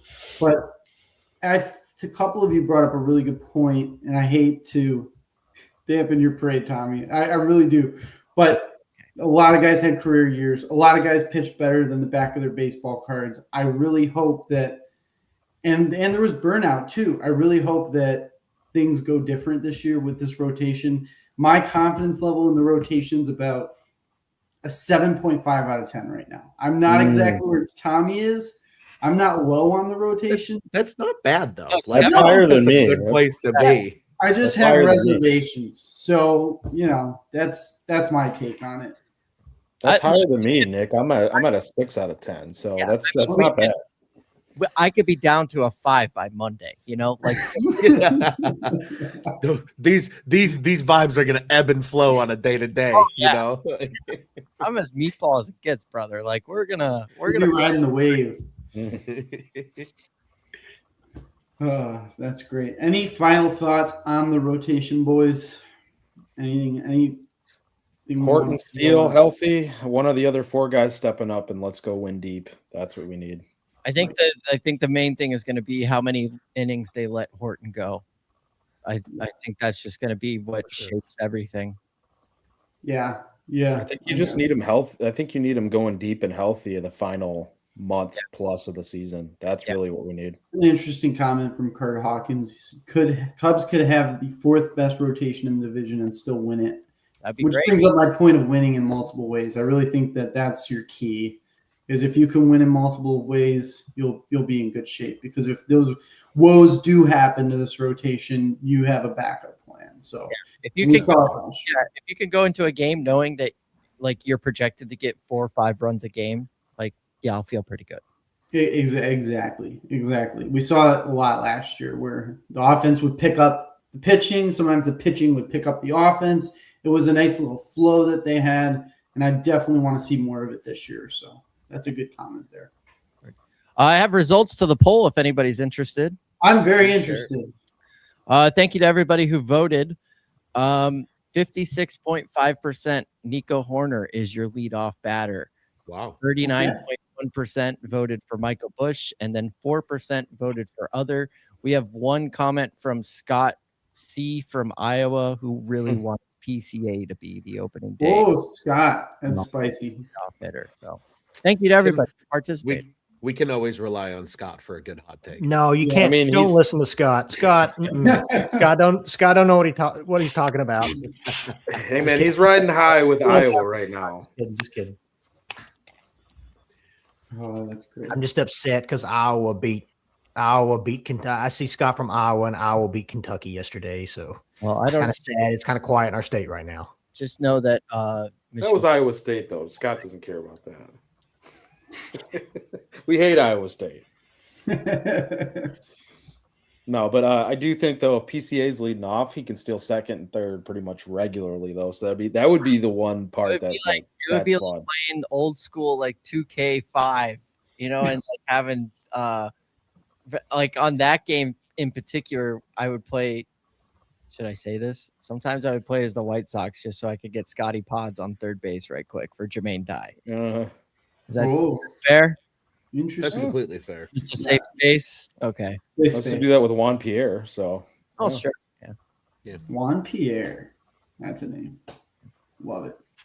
love Moving it. on to the place that can get really scary at times, but can also be really fun and seems to always work out some way or the other. The bullpen. Got an interesting group of guys in the bullpen. Instead of just, obviously, there's going to be a bunch of guys. We're going to go through just our thoughts, our overall thoughts on the bullpen. But before we do that, let's do the two that are pretty interesting spots. And I think we'll be pretty close, but also have some variations. Give me your setup and your closer, Tyler. Obviously, Danny P is going to be your closer, but to start the season, like I'm not concerned about this bullpen as I have been in the past. Tommy Hotovy has shown year after year that he can take this collection of misfits and put them how he needs to put them. Maybe this first month is a roller coaster, maybe it's not, but I'm confident Tommy can do that. Right now, my setup man is Phil Maton, or however you say his name. Phil Maton. I like that. Nice. Ron. Yeah, really quick, just to kind of lead off, I kind of want to piggyback off Tyler. The Kool-Aid that Tommy's drinking about the starting rotation, I'm drinking about the bullpen. Ooh. I think this is the best Cubs bullpen that we've seen, maybe in our lifetimes. And Ooh. I don't think that's an exaggeration. You look at the proven guys that maybe are a little funky and a little weird, but they have experience with, right? Hobie Milner is a great name that fits in that bucket. Maton, potato, tomato, that guy. Like he fits that kind of vibe check too. Obviously, we've seen what Ben Brown did in spring and how electric he was. Danny P in the World Baseball Classic. I mean, that was maybe the best single performance of any player in the tournament. And you look at the rest of it and you say, historically, you were going into the season going, oh my God, they got to really rely on one or two guys. And it feels like they really can rely on almost every arm that's going to parade out of that bullpen this year. And again, injuries are going to happen. They're probably going to still claim guys off of waivers, and there's going to be some midseason pickups that make an impact on this thing. But I think they're in a better position than ever this early in the season walking into it. Like I'm reliving the deja vu of these shows over the last, this is season 7 now that we've been doing this. I've been reliving those, and every time we got to the bullpen, every panelist on here collectively went, How many times did we say the bullpen is what we're going to be screaming about this yes, season? every single show, every single year. But maybe I don't You think we're guys- going to be doing that this year. Do you guys think though too a part of that is because like if we think about it, right? Like we lost Brad Keller, so you replaced him with Phil Maton. You got Hunter Harvey, who obviously was a name. Shout out to Juice, that was a name that he wanted for a very long time. Mhm. Like, do you guys think a part of this is not so much the names they brought in, but it's also the trust that the front office and the coaching staff has earned over the years too? Because every year we've been like, oh my God, what are we going to do with this bullpen? And then there's always like 2, 3, 4 guys, especially last year, that step up and they're those either whether it be a reclamation project or a guy that has a breakout type of year in the bullpen. Like, is it some of that too that's kind of led to the because I'll be honest with you, outside of Danny P, Phil Maton, Hunter Harvey, like after that, I get a little bit okay. What are we gonna do? Assad. I like Assad if that's gonna be if he does go in there. Colin Ray, like there's guys that they can do stuff with, but like, because I guess I'm gonna skip to my part with the biggest concern now. Like Thielbar probably for me is like my biggest concern because I wouldn't be surprised if he has like a regression type year. And I guess I'm hoping that Hobie Milner is that lefty, that specialist that comes in there and lefties only hit like 220 career wise against Milner. So I think he can be that. And if you find the right matchups for him, and then let's go. But I really wish they still had Brad Keller, and I know he got a payday and everything, and I'm happy for him. And I don't think the Cubs were obviously wanting to do that, but I'm not completely sold on the pen because I think that there can be a little bit of regression there outside of the guys that we mentioned, like I think the back end. Do you know what I mean? Joey, I think you kind of you made your point and almost argued against your point in the same breath in the sense of Yeah, probably. like there's the you said right there's the concern and well like what are these guys going to do and what's going to happen, but there is that trust that Jed and Carter have gained over these last few years because they've taken the land of misfit toys and turned it into a competent bullpen for years now.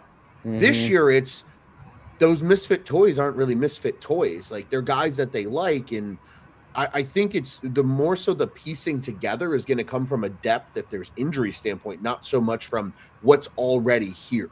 And I think Carter Hawkins made a great point here saying there's no Presley or Hector Neris salvage efforts with this bullpen.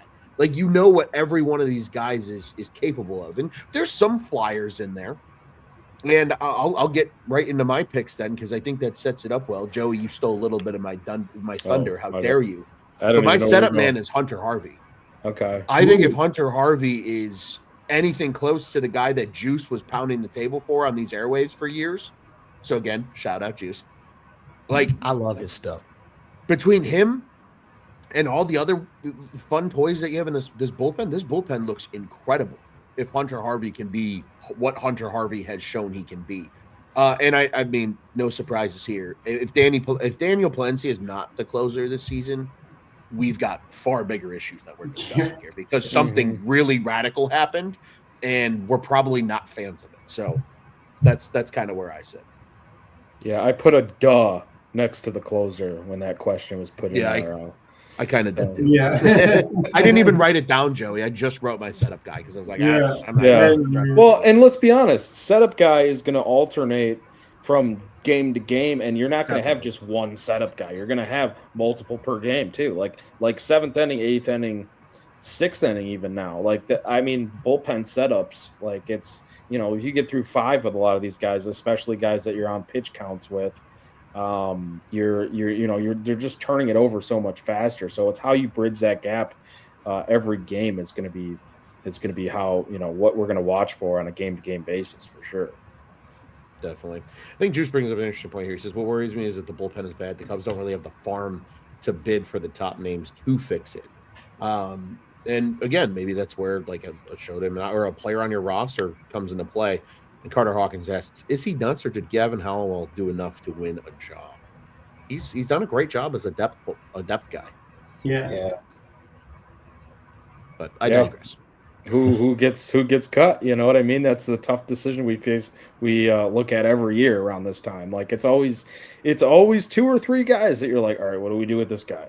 Who do we move off to get him a spot? And I think a lot of that's just going to figure itself out, even if he doesn't make the opening day for sure.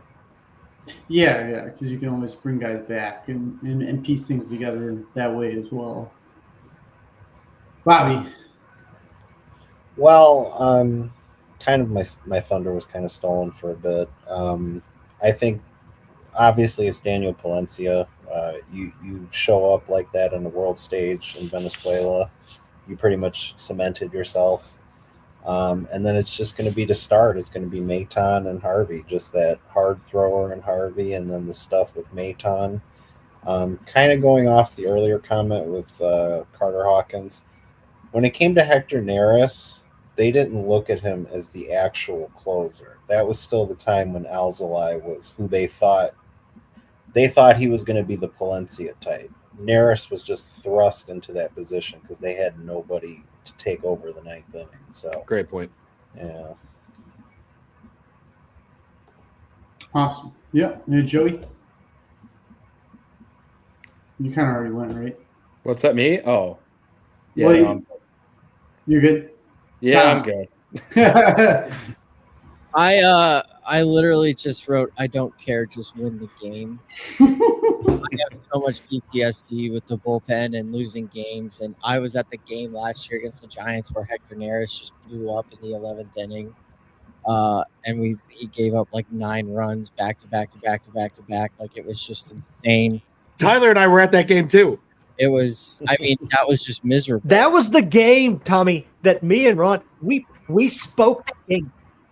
Tommy, we spoke that into existence. What exactly happened? We spoke that into it. We even talked about the balk before he balked. Yeah, He so balked that inning. it was pissed me off. Yeah, it was healthcare night, and my wife works in healthcare, and so a bunch of her coworkers came to the game, and we worked so hard to get back into that game, go to extras, and then we did it to the 11th, and then Ryan Presley walks out, and I looked at everybody that was there. I said, we should leave the game right now. And they were like, why? I was like, because we're about to lose, and it's not going to be pretty.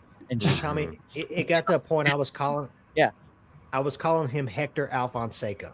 Yeah, I was saying bad things, but I don't care who closes. I don't care who sets up. Whatever. Just win the game. Come in, give me 3 outs, and then move about your business. And I was at a lot of games last year where Daniel Palencia would screw around. Stop screwing around. Get 3 outs and get out of the game. And he did that in the World Baseball Classic, and he looked fantastic, and he made me all fluttery inside. But I've also seen him debut the flashy lights at Wrigley with Gasolina playing and almost blow a save. So you're going to have the fancy lights and you're going to be the closer. You got to be able to give me 3 batters, 3 outs, close the game, Cubs win. So I don't care. But as far as the farm system goes, I would disagree with that. Jackson Wiggins is a coming. And Jackson Wiggins is going to be a part of this bullpen, and he's going to be a big reason why the Cubs make the playoffs this year. And I think he's going to make a very much bigger impact than people are expecting. I think he's a guy that, like, if Daniel Palencia is kind of faltering, like in August or September, Cubs have a comfortable lead, give him a couple chances and see what he's got. That'd be crazy if he comes in as a rookie and is closing games. I mean, he could. Greg He Kimbrell, could. But happens. I also want to say, too, when it comes to Palencia, like, I get the concerns of him not kind of beating around the bush at times like last year, but it also was his first crack at closing games. So, like, I think he's, as far as his development, we haven't seen him go straight up as a prospect either. I mean, he's had his rocky road where he's been sent down to the minors, called back up, sent down, called back up. And we didn't even know if he was going to be a long-term piece in the pen or anywhere with this Cubs roster for a while. And now it's like, okay, like, a lot of you guys have been saying, like, seeing him on that big stage and closing games, and to be able to do it, like, I thought he looked good in the playoffs. I mean, he looked excellent in the playoffs. So yeah, when the lights are brightest, he was on it. Like you said, he closed games in the playoffs. He looked incredible in the World Baseball Classic. I just want to see that more consistently. Yeah, I get it. I agree. Yeah, that was my biggest question as far as the bullpen as well. Is yeah, can Danny P does he make that improvement and almost that does he mature? Yeah, and it looked like he was when he was winning the World Baseball Classic. So. The World Baseball Classic could be the best thing that happens to his career. It'd be great. I would love to see that. And I want to be wrong. And I want to be happy when I see the lights go fluttery at Wrigley for Gasolina and everybody goes crazy. Like, I'm into that if it works. But if you do that and then you blow the save or you almost blow the save, I'm going to be a little salty about it. I have seen some weird takes though, like on social media where people are kind of like, I hope this isn't an Albert Alzolay situation. It's like Alzolay never had the type of stuff that Palencia has. Like that electricity, and I not just saying like his Gasolina lights type stuff, like his actual stuff on the mound is far different than Alzolay. Not the literal electricity, the electricity on the mound. The Gasolina that he's throwing. Yeah, we were all rooting for Advert. Like he was awesome to root for, but yeah, he was never going to be the guy. Daniel Palencia, I'm not ready to call him the guy, but I'm ready to say he is a prospect to be the guy. Yeah, that's a good point. Yeah, that splitter's wicked. Right now, I put him because we're making, as much as I hate to do it, we're making earlier in the episode we were making references to 2015, 2016. Right now, I put him in that Hector Rondon spot. See, I think his stuff is even better than Rondon, though, too. Can he make that leap? Can he make that jump from the new girl in the building that's just hot, to now can she fully mature? Can she sprout into something other than just the hot new piece of ass? To be honest, to the wife, sprouting to the wife. Yeah, the wife of the bullpen. Like, how do you sprout into hot to, like, I don't know. Into the wife. I'm trying to pivot from that so hard. But I think I am legitimately, like, truly rooting for is that we don't need a closer that often because we're just beating the brakes off the guys. Sure, that's the dream. And then we don't even need to have a closer or a save guy. Like, we're just coming in, like, they're just coming in to get their work done. Yeah, let Caleb Thielbar just come in and just hurl meatballs. Tommy drank a case of Kool-Aid. Yeah, I mean, that's not realistic. Whole case of Kool-Aid before. Brother, it is called Old. I like it though, and I have decided that I will be keeping track of every ounce of Old Style that I drink for the whole season, and I will have a sheet, and we can update it every week on this show if we would. We got to get a graphic like the Tommy tracker. Yeah, we need that. Yeah, Tommy Old like have like almost like just a gauge of something, and it just fills up after so much. We have to, like, once you hit a certain milestone, like we have to do something. Yeah, I'm not gonna lie. Celebrate it or something. Like we're gonna make that happen. Yeah, I'm not gonna lie, Tyler. When you first started talking there, I thought you were reverting back into the hot girl thing, and I thought you were gonna say we got to get a hot girl tracker. That's what I thought you were gonna say, and I was like, "Whoa, we didn't it's avoid the Tommy that tracker." Tommy tracker. Lebowski actually has a funny comment regarding Palencia. Is he as electric as Angel Guzman, though? I'll do him one better. Is he as nasty as Dylan Maples is? That slider. He did have a nasty slider. Could have just got control. He would have been fun. Mm-hmm. He would have been fun. We were that close. Yeah. Close. He was so wild. Fun. He was like Nate Pearson on crack. He was so wild. But so filthy at the same time. Yeah. No. I will give my take on the bullpen real quick. Before we move on. So last year, I was pulling my hair out of my head at the beginning of the season. I was frustrated. I was upset. As you guys know, this was one of my biggest things. I was like worried. And then I looked like a fool. Put a big clown face on me because at the end of the year, I was so high on this bullpen. I loved this bullpen. I was like, what the hell are we going to do? There's so many free agents. This bullpen is going to look completely different. And I agree with Ron. I'm excited, which is weird. It's very odd. I look at this and I'm like, this is actually pretty good. I don't have the nerves that I normally have going into the season. And that's actually why I'm a bit worried. Because I'm like, why am I so happy? Why am I so happy? How are they going to piece something together that doesn't need to be pieced together? And is it going to work out for them? Because they've done so well, Tommy Hotovy, Jeff Hoyer, piecing things together. and making it work so well and making us all look so stupid that now they have it right there. So is it going to all work out?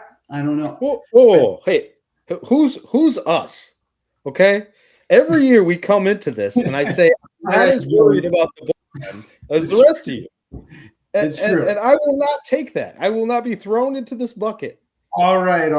Putting us all in. Do not group us all into that. I'm not a part of this club. Okay? Oof. All right. I hear you, Joey. I hear you. You're right. You're usually the realistic one. I'll put it that way with the bullpen. Well, no. I mean, this year I'm probably the lower man on the. I'm just trying to be opposite, I guess. You're the opposite. Yeah. You just want to be the pin that pricks the balloon. But yeah, I think that, and it's my spicy take, but I think it's going to start off Maton, potato, however you want to put it. We'll set up Palencia. And Palencia, I was excited about going into the season. Watching him in the WBC, I am where Tommy's at of level of excitement. I have drank all the Kool-Aid on Daniel Palencia. I'm ready for all the shining lights. I'm ready for all the compilations of him coming out, the ice, all of it. I'm just ready for it because I think he is going to be that guy because, Joey, to your point, he's got the stuff. And he can make mistakes that other guys can't make. Just throw the freaking strikes and you will be fine.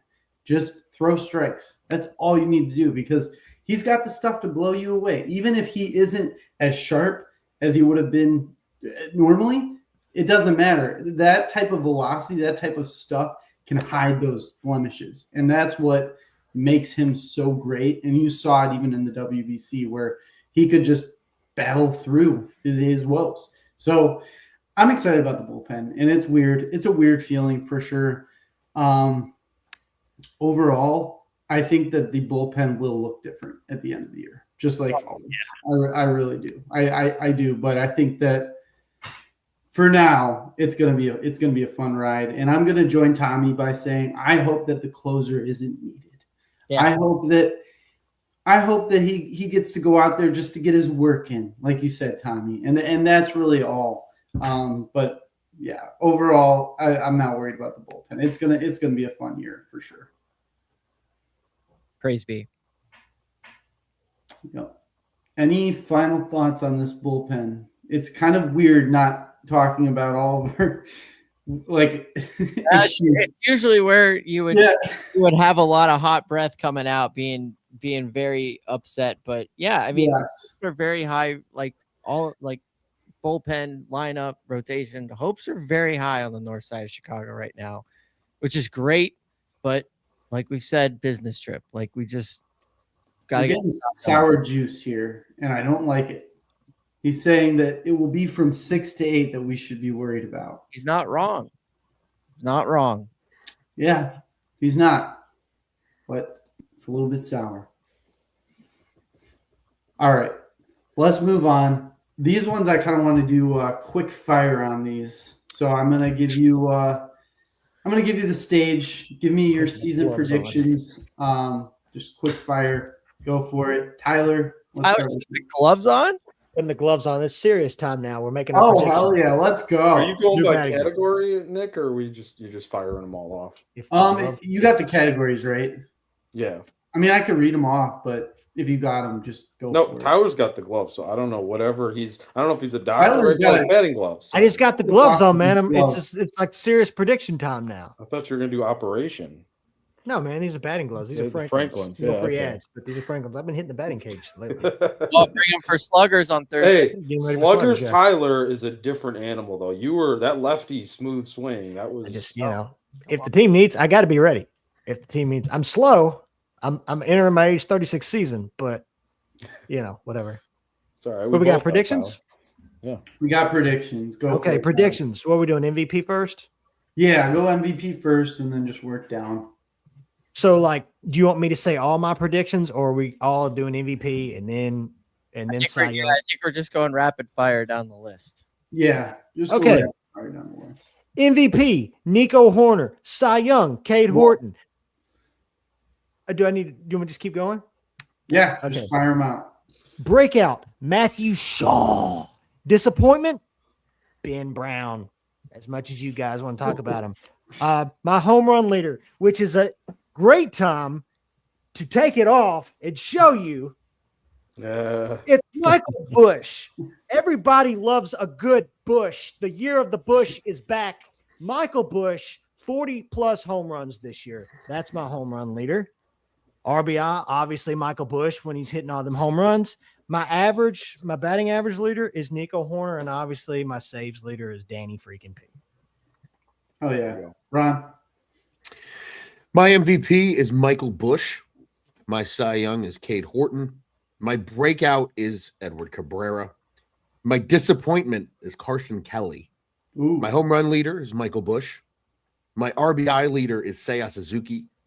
My average leader is Moises Ballesteros.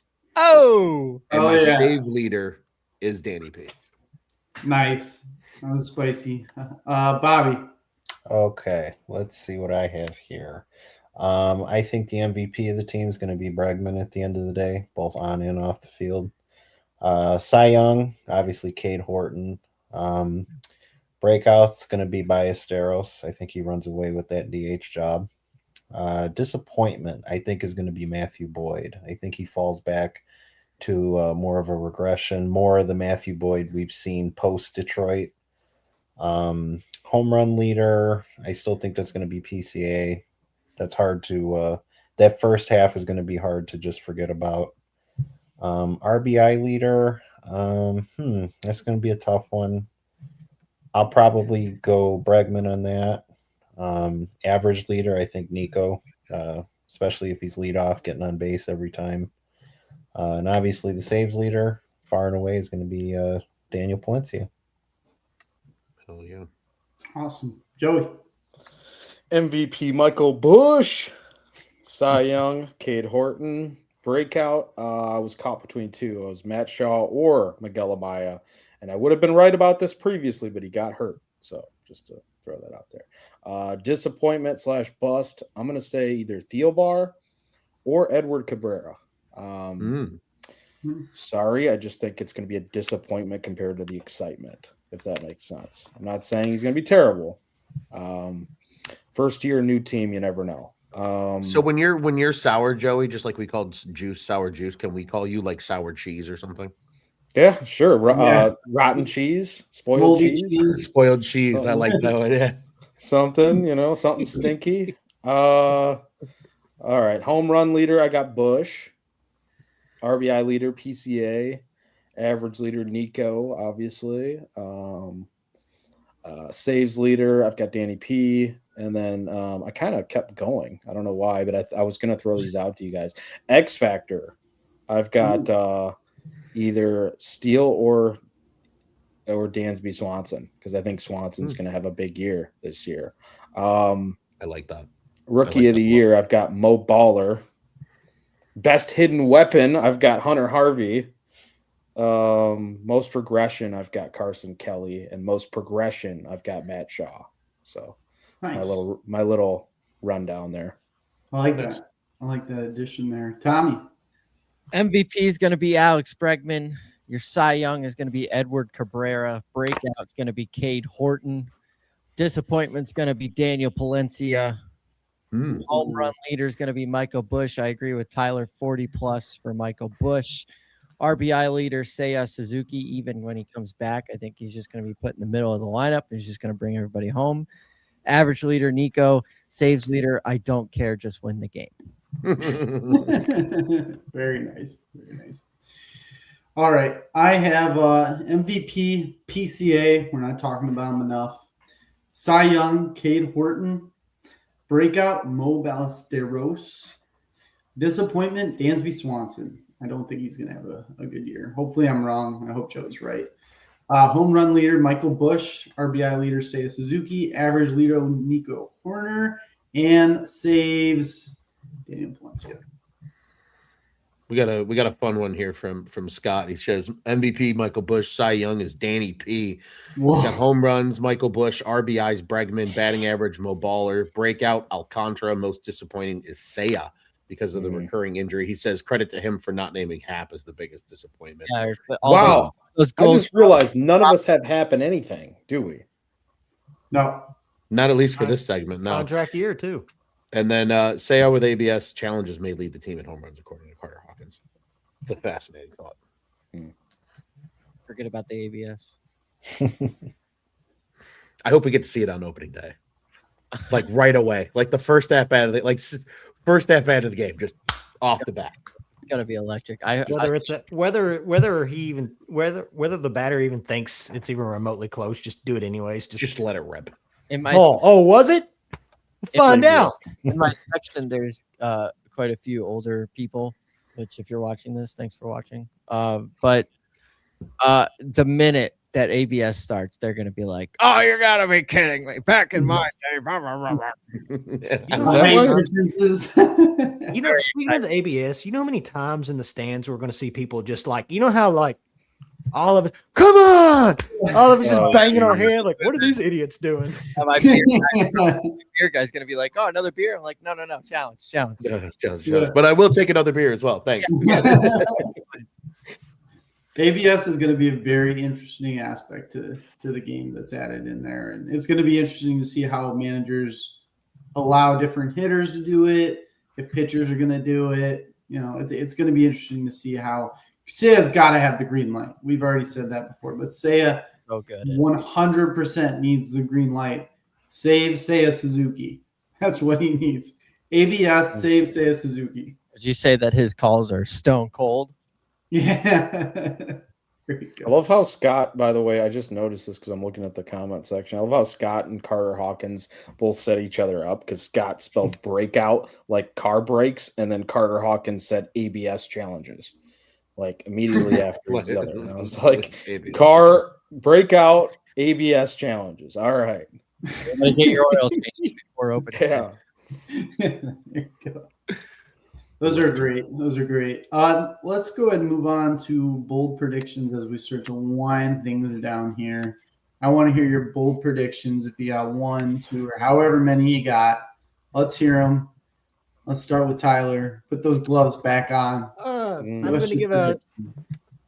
to go ahead and do another cheap plug for Tommy's, which if you haven't read Tommy's bold prediction article, read it. It's kind of this bold predictions kind of talks about this. I think Nico Horner and Michael Busch make their first All-Star teams this year. And I think one of them two get MVP votes. Great. This guy doesn't – I'm not saying this guy's – because of this he's going to have a bad season, but I'm going to say PCA does not hit over 24 home runs. Dansby Swanson, however, Joey, he's going to have a 30-homer season. Whoa. Fun fact. I thought about that one. I believe he's going to have I don't think he's blowing out, boys. There's guys on MLB Network. Jake Peavy predicted him to have a 30-30 season. I don't think he has the 30 stolen bases. He's never stolen close. I think that his most was around 24. I think like 22 to 23. I think. But I think he has a 30-homer season because he gets forgotten about in that lineup. And I think we see Matthew Shaw with a 20-homer season. Well, hell yeah. So the gloves are on. Now they're off. Oh, that's great. Ron. I got 3 pretty spicy ones. I was considering this one, so I will share it right now. Carter Hawkins here says Cade Horton top 4 in Cy Young voting. I had something similar, but I decided to change my mind. I thought that one was fascinating. My first one, it's gonna speak to my season prediction and being the lone wolf for this. I think Moises Ballesteros bats over 300 this year. And as a result is your batting average leader, and that's why I picked him.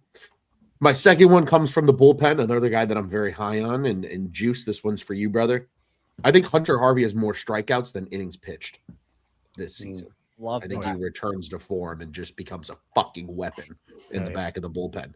And then the boldest take that I have, and I will reiterate on this when we get to storylines to watch, because there's some growth here to this. With a 100 RBI season, Ian Happ. Come on. Whoa. Come on. Fire me up on a Monday night. If he's hitting 3-4, I mean, let's see it. So you think he's going to make it difficult for this front office next season not to re-sign him? I'll talk a little bit about that more. Extremely difficult. But I think it's going to be interesting. Thank you, Carter. I'm doing my best. We're trying to cook out here on a Monday night. I think it's possible, man. I really do. I love that. That's great. Bobby. Let me see here. Okay, yeah, man. I think we're gonna see. Well, besides my Ben Brown take from earlier, I think we're gonna see a bit of restructuring in the lineup as we go. I think the Cubs will DFA Carson Kelly by June, Whoa. where Ballesteros takes over as the starting catcher. And then you have at DH a combination where you can also plug and play different guys, but primarily Michael Conforto, Kevin Alcantara, or whoever Kevin Alcantara spells in the outfield. So Suzuki and Conforto. This is a fantastic bold take. Wow. That's a spicy one. I just think Carson Kelly falls really, really hard. And he's in the final year of a 2-year contract. And then they just say, you know what? We've seen enough. We've potentially got 3 catchers on this roster. Bye-bye. And that's Bobby. Whoa. Carson Kelly was Barry Bonds last year. Yep. But that's bold. That is very bold. I took my nephew. I don't like it, but I like it. I like the boldness. Damn, my most regression take sounds like shit compared to that, Bobby. I took my nephew to his first Cubs game last year. Carson Kelly hit a walk-off home run. Or no, I'm sorry. It wasn't Carson Kelly. It was Justin Turner. I beg your pardon. Never mind. I'll stay over here. Oh, so that's the other guy that got cut. Yeah. He hit for the cycle last year, too. Didn't get cut. Sure did, yeah. He's still without a team, isn't he? He didn't retire, did he? Fingers crossed. Yeah, he's still out on the market. Whoever wants to Bold, take Bobby. him. That's bold, but I love it. I love it. Bold as bold. That take got not only the panel fired up, but even the comment section is like, holy shit, Bobby. If that happened, the Cubs are rolling. So that'd be Bobby. That's a wild one. I love that. That's great. Joey, how are you going to top that? I'm glad I don't have to go after Bobby. I'm not is what's gonna happen, but I'm gonna agree with Tyler here. I love his I think Dansby's gonna have a career year in WRC plus.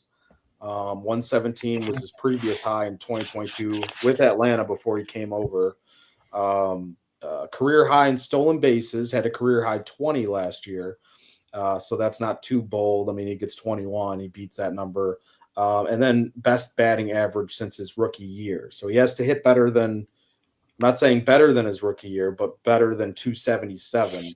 And he did that in 2022, just like the home run or the WRC plus number. So I think all 3 of those are doable for him, especially like he was saying, making the offseason changes. And he looks good in the spring. I mean, that's not to say that it's going to carry over, but maybe he can start hot and just kind of ride this wave through the season. And that would be massive, man. If he can get Dansby back to like his 2022 version with the Braves, like that's just at the plate alone. I mean, I don't expect him to be as bad with runners in scoring position as he was last year. I mean, that was like,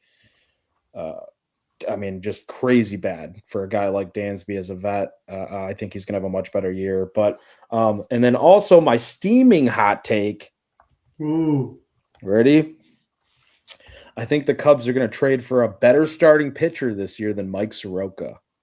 So, no, and by the trade, they're actually going to trade for Justin Steele because he's just coming back from the IL. So that's my not even hot take. But I think Steele is going to be like the all-star acquisition from the starting pitching standpoint because by the all-star break, by the trade deadline, he's going to be back into hopefully full workload type, territory. Because May, I don't think he's going to be where we want him to be yet, of course. So, but I think that's going to be just a huge boost to the rotation. And then, Yeah, we'll see what happens though. Breaking news. That would be massive. That's bigger than Soroka, right? Holy crap. That would Could be you wild. imagine? If that happens, we are going live, and I'm calling Carter. Paul Skeens. If we trade I'm using my one phone a friend. Then before the end of the year, we will go live, and I will walk and jump in it. You have my word. Tommy, you'll go live. Like we'll have the Tommy tracker of all the ounces of beer you'll drink. You'll drink all that in one sitting with just A in celebration. celebration. Look, Yeah. I swear I'm not an alcoholic. I love know. it. It's Uh, a great beer. you are this year. We'll find out. Anyways, my bold predictions. I did write some of them on our blog, which, by the way, we're going to be blogging a lot this year. So watch and read our blogs. I said Nico would not only make an All-Star game, he would be the starting second baseman for the NL in the All-Star game. It's kind of a popularity contest, and I know we got Mookie Betts and Bryce Terang and things and stuff, but I think Nico's going to get the votes, and I think he's going to be the starter in the All-Star game. I also said there would be 3 30 home run guys on the roster. I didn't want to limit it to 3, but anybody could do it. But in my head, I'm thinking Michael Busch, who I think is going to hit 40. I think Seiya Suzuki is going to get 30 again. I think PCA is going to get 30 again. And I sneaky think Alex Bregman's going to get 30, but I didn't have enough guts to say it. Justin Steele will be the comeback player of the year for the National League. I think he's going to come back around the June time frame, and I think he's just going to go for it. Yes, sir. Breaking news from Jeff Passan. Center fielder Pete Crow Armstrong and the Chicago Cubs are finalizing a long-term contract extension. Let's go, Holy baby. shit. Oh, A passing bomb on live air. Yeah. See what that number looks I like. am not. boom, I shakalaka. am not kidding you. That was one of my bold predictions was by the end of the year, PCA would have an extension. And we just got Damn, to you just Tommy got it. now. And we're Holy live. crap. Holy shit. That wasn't going to be my Just next right now. That was going to be all. Damn. What? Let's Wow. go. Term. This is Let's gonna be a go. special year. Well, since we didn't hear it, now we can't believe you, Tommy. Sorry. I know. That's Wow. Got to see it in writing. You better share it right now. We'll You put guys- it in the shut up. Then I would have figured it out. Yeah, I was talking too much about Mike Soroka. My bad. I don't even want to say anything anymore. Like, this is incredible. And it That is says he's awesome. coming, which it is kill. We've got to change this. It's saying he's coming off a 30-30 season. We've got to change that to a 30-30-30 season. Yeah, it was 3. It's a They 30, keep 30, leaving that 30 season. off. Yeah. Bullshit, Tyler. I agree. Make it 40-40-40. I don't care. Wow. Like That's awesome, though. oh my gosh. Sorry. That's wild. Vibes I am, are. Sorry to interrupt you, Tommy. My bad. No, no. That's worth the We're interruption. gonna have to keep talking about this because I'm about to try to direct people from our Twitter to come and talk to us about it. Perfect What do time you to think do that it. number Oh. is? Let's Yeah, I'm, you guys- I am literally sitting here refreshing my Twitter feed, waiting Oh, for the that's- number. let's- Yeah, you guys- I am literally sitting here. This is crazy. Wow. awesome. Wow. Well, that might That's also wild. play into the Ian Happ type of stuff too, right? Just saying, you solidify that center field spot, and not saying that Happ was even playing into that, but like Kevin Alcantara, you got some options there if you can kind of move some things around. I will say though, I really hope Cabrera works out, man, because this could start to feel a little bit like an Owen Casey, like you missed the whole of what you really had. And I'm not saying for this year alone. I don't want to go down that rabbit hole right now, but like for this year alone, I feel good about like having Cabrera and stuff, and I feel good about his potential. But man, yeah, sorry, we're in a good mood. PCA is getting extended. I'm just saying Yeah. That's that's a unbelievable. concern. I just can't wait to find out how many years and how long and Cub for life. Which can we credit Caleb Williams for this? Maybe. Yeah, I think we got to give him a little bit of credit there. 100%. Yeah. I mean, PCA is these such two a- are embodying the city of Chicago. Oh, it's beautiful. They want to be the faces. Like it's them and Connor Bedard and Yep. Yomadas Buzelis. Like all these guys want to be the And faces of you know, Chicago. I don't want to make this a Bears podcast right now, but we do need to talk about it because what Caleb did just showed how like this city works. Like if you treat us well, we will have your back for life. And Facts. Caleb got that. PCA saw it. Connor Bedard saw it. Like these young guys, all we need is the Bulls to do things and stuff, and we might be cooking here, boys. You know, and it's funny. This was something that I said when we went. I went to the Jonathan Taves return to the United Center game for the Blackhawks this year, and that was the game when Caleb and PCA were there. And I said, "What a better game for the future faces, including the guys on the Blackhawks bench." To see what happens when you are a fucking legend in this city. It doesn't matter how long you've been gone. When you come back, you're going to go on 7 laps around the ice because nobody's going to let you go sit down. Exactly. I don't care. Like it's obvious that Pete wanted it to happen. He made it known how much he wanted it to happen. Yeah. Cubs were very obvious with wanting it to make it happen.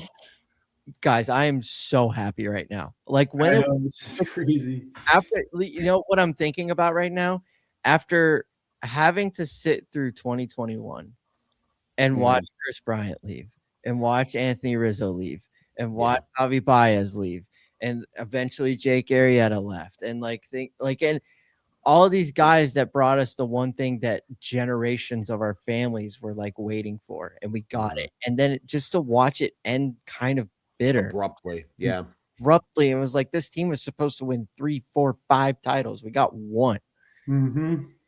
This like having PCA now for a long time. We have not had homegrown talent stay with us for a long time since then. And now we got him. Who's to say we don't add Nico to that list? Oh yeah. He's got to be next. Also, remember how excited we were with the Nico? Yeah. Sorry. Go ahead. Mini signing. Juice. I was gonna say if there's one part of what you said there, Tommy, like all we need is the Bulls now. Like that's the part that I don't have any hope in ever. But anyways, no, I do think like maybe Nico gets weird. It's funny how this whole thing like how everything shifts though, like in a matter of season to season though too, because like just even before the last season, like is Nico a guy that you trade? Like at the deadline, is he a guy that you trade? And then now we're talking about extension again, and like even rumors in this offseason about like trading him, right? Like, and which I always thought was bullshit. I thought that was kind smoke. No way. No way. But I mean, it is cool. It is good to see that they can get this done because for how long have we seen, like you said though, Tommy, like you couldn't really do that with a lot of those guys that you definitely should have with at least 1 or 2 of them. And the guys that you did it with, you got it on like a bargain bin type of deal. And I'm sure this isn't going to be like the max that PCA could have got because he's doing it now, but it's also what good teams do. It's what smart teams do. You do it early. You do it when you see like the peak is still coming. And look at the Braves. Yeah. All the time. Braves were masters at that. Ronald Acuna, Ozzie Albies, like they create they did an that. environment that you want, like these guys want to be around. Stay. And they finally have done that. And now who's to say like PCA signs this early deal, long term, whatever. We don't know the specifics of it yet. What does that say to guys that are reaching free agency? Like, man, I kind of want to go play in Chicago. Like, this is the domino effect. Hey, speaking really quick of outfielders and on the roster, this was reported during our show this evening. But according to the Cubs transaction page, Kevin Alcantara has been optioned to AAA. So, sorry. Hey, to Scott Kingery, Dylan Carson, come on down. Yeah, but think about the night that we've had. We just signed PCA to an extension. Tariq Skubel's a Cub. Like, this is incredible. I And can't. like I said, I think that's And Bobby positive. DFA'd Carson Kelly. Yeah. Just kidding, Bobby. I think that move means that they are not as worried about Seiya Suzuki. That's just my opinion there. I honestly Yeah, I think it's going to be short term for him. yeah, I think it's going to be short term, which is another big positive there. Can I ask you guys a question real quick? What are you guys' feelings about Matt Shaw's, like, at least early on, comfortability in the outfield? That is, well, are we talking about storylines yet? Because that's one of my storylines. Sorry. Yeah, I just didn't mean to jump ahead. I did not know it was on your thing. No, I'm just saying. So I can go back to my bold predictions. I'm sorry. Thank you. Yes, go ahead, Tommy. For the best news of my night. I said all my bold predictions. So the it kind of goes into storylines, I guess, but that's where I had my PCA prediction, because I said expiring contracts, who's going to get an extension, and I put in parentheses PCA, and that's how I spoke it into existence. That's But cool. another bold prediction that I have, and I tweeted this out when the World Baseball Classic happened. I don't know if it's ever happened before, but for the sake of this conversation, I'm going to say it's never happened before. Daniel Palencia becomes the first ever player to get the final out in the World Baseball Classic and the final out of the World Series. Whoa. That'd be awesome. Yes. That is awesome. That's great. That would Fire be me legendary. Come on. Even though I said he would be the most disappointing player on the team. But, whatever. You're hedging your bet, though, right? Yeah. That's me, Captain Hedge. And it's gonna be hard to follow up, honestly. I'm between following up Bobby or Tommy, because that news, like, whew, That news is man, incredible. you can't even follow that news up. But actually, one of my bold predictions, as I said last year, and I'm going to say it again this year because I'm so high on him, is PCA will be an all-star, 100%. He's going to be an all-star.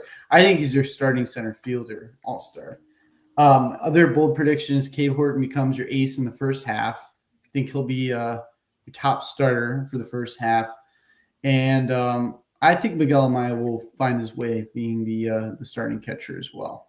Now, my boldest prediction is that the Cubs are going to meet the Dodgers in the NLCS. I think they take it all 5, and I think they do win. I think they beat them.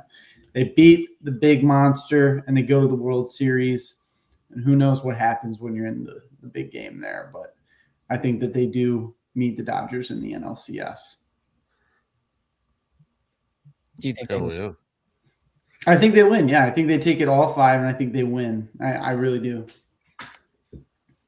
Amazing. Well, now we are. We got PCA for the rest of our lives. Yeah. I mean, PCA is going to be a huge part of this year. I know he had a bad second half, but forget that, because I think that really helped him. I think that's something that a young guy needs to go through. It builds battle scars, and you're going to see a different PCA this year. That's bold prediction: PCA next statue in Gallagher Way. Whoa. That's a long ways away. That is a bold one.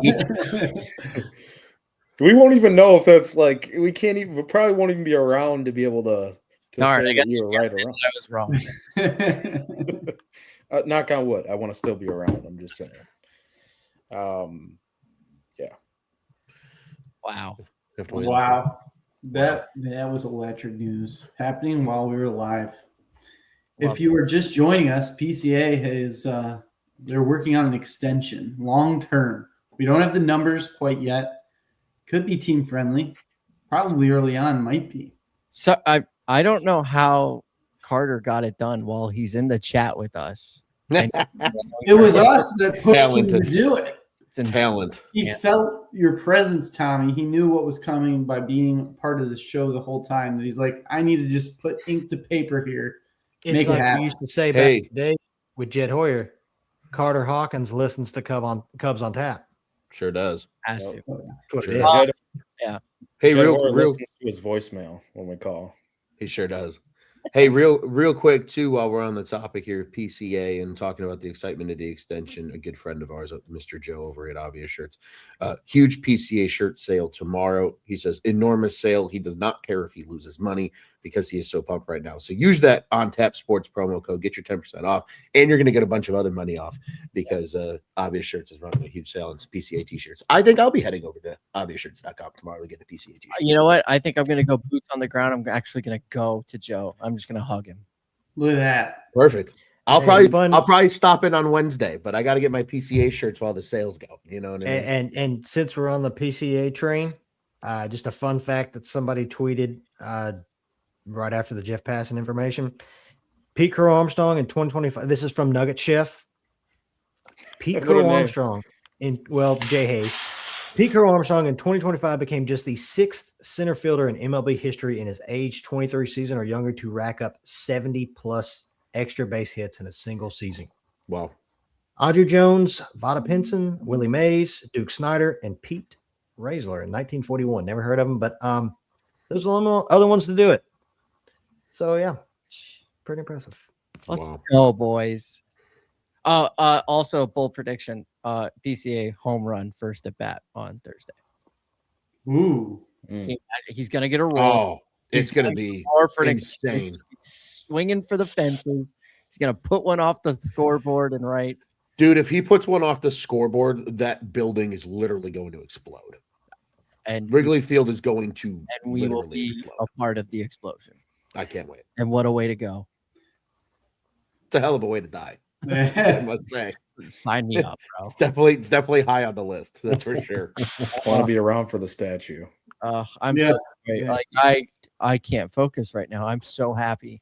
Well, let's reel it in. Let's move on to our record predictions here as we're on this high note. Hopefully, we have some big bold predictions for records. Let's start with you, Tyler. I've got us winning 94 games. Hell yeah. That would make us 94 and 68. Your math is correct.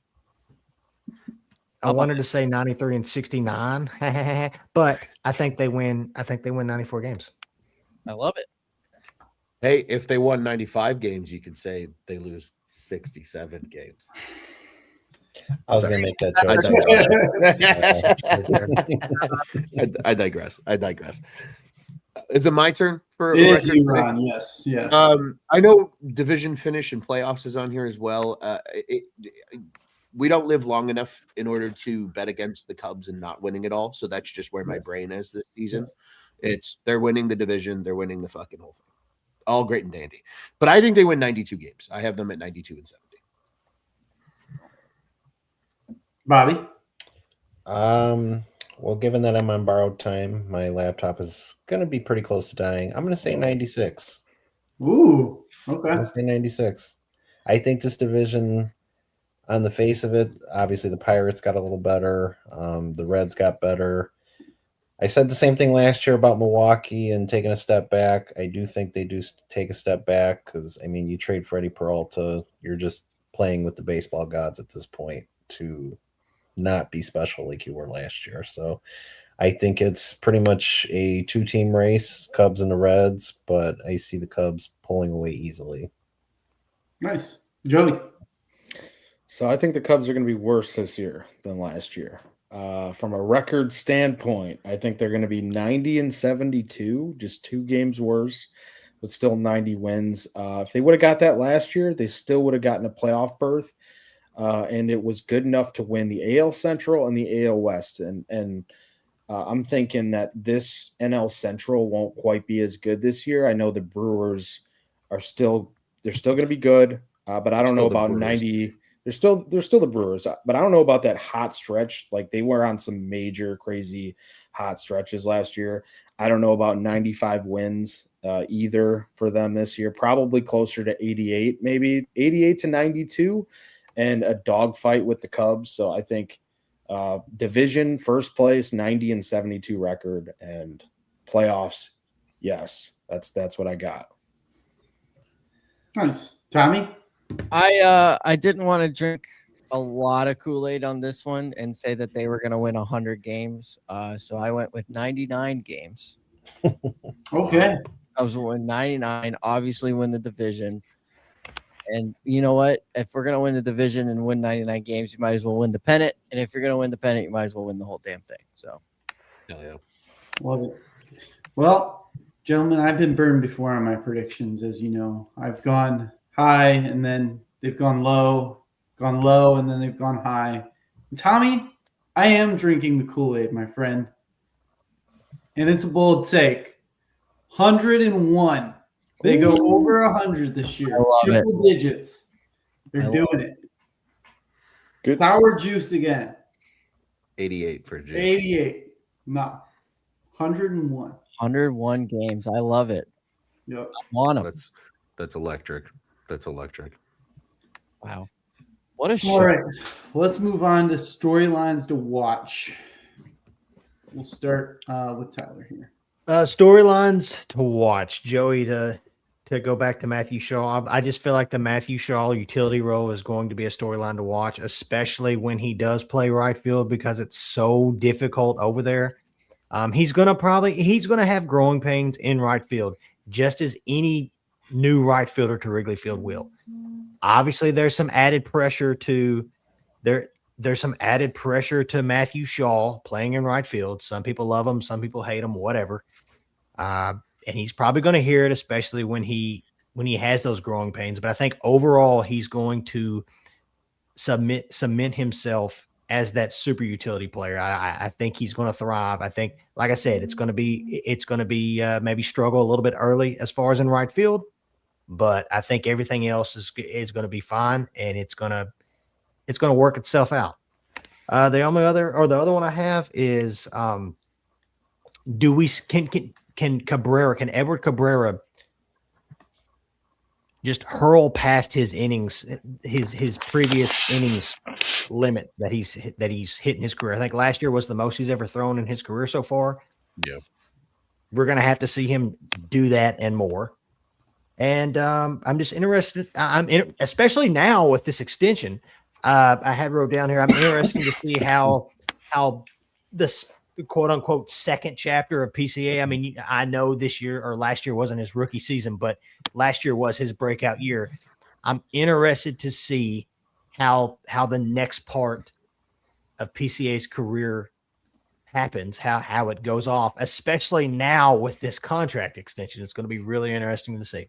And the only other one, we've talked about it already, is Mo Baller and the DH spot, just whether or not he takes it. Oh, yeah. Ron? Yeah, a couple of them we kind of talked about, so I'll breeze over them a little bit. I think starting rotation health is certainly a storyline to always keep an eye on. A next step forward, right? We talked a little bit about that, the guys that take that next climb, whether it's PCA and Nico Horner going from 6 to maybe 7 or 8 WAR players and so on and so forth. I put, where does our Prince fit in reference to Justin Steele and when he returns to the rotation? Friend of the show. We love Justin here at Cubs on Tap. But I think the biggest one for me, gentlemen, and we kind of touched on this a little bit with the Ian Happ pick, Tyler's mentioned a few times, all the guys that are in contract years this year. It's going to be fascinating to watch their production. Say Suzuki, Ian Happ, Nico Horner. Those are 3 of your biggest players on this team, biggest, impact, guys both with the glove and with the bat. What do they do in a potential walk year? Do they convince the Cubs to keep them around for a few more seasons, or who rises and who falls in the sense of these contract year guys? So to me, that's going to be a really fascinating storyline to follow over the course of the season. Nice. Bobby, well, you have your last bit of battery. Yeah, so I might have to hop off after my storyline to watch, but I think the most crucial one is really, can Shota shove again? Because when he's on, he's on. And if he's not on, the Cubs are going to have to figure something out if he's just giving up meatballs again, because there's really nowhere to go but up after your manager elected to start Drew Pomerantz in your place in a crucial Game 5 playoff situation. So I think it's going to be really interesting to see if, like Tyler said earlier, if he doesn't shove, does he just go back to Japan and figure some stuff out? But I think really the one that I'm looking at the most is how can Shota rebound in 2026? Nice. Yeah, and Bobby, do you have any final thoughts you want to give to our listeners before you sign off here? Final thoughts. Obviously, really excited for the season. Also, I'm on board with Obvious Shirts as a big Edward Cabrera fan. I've been beating down the table for that for a couple of years now, so I'll get to see him in a Cubs uniform. That's going to be really fun. But no, just can't wait till Thursday. Awesome. Awesome. yeah, Well, man. yeah, thanks for joining us, man. All We right, appreciate Bobby. it. Good to see you, Bobby. Always a pleasure, my friend. Juice is a Joe- fun Oh, here yeah, as go- well. He says storyline for Juice is to enjoy baseball because the lockout and negotiations are gonna suck. Great point. Great sour juice point there. Yeah, I mean, like Come back down to stinky earth. rotten cheese has nothing on sour juice. And once again, that's why he's sour juice. I don't want that to happen. Storylines for me, I'll say I definitely think Seiya's injury is going to be something that I hope is not a storyline. But as for right now, it's the biggest storyline, I think. Steele's return is a storyline for sure. The starting rotation to me as a whole. Shaw in right field, like you were saying, Tyler, like, or just, as a utility guy, I think that's going to be a major storyline. How many at bats can they get him? Which Shaw are we getting? We getting the second half Shaw? Or are we getting the first half Shaw on offense?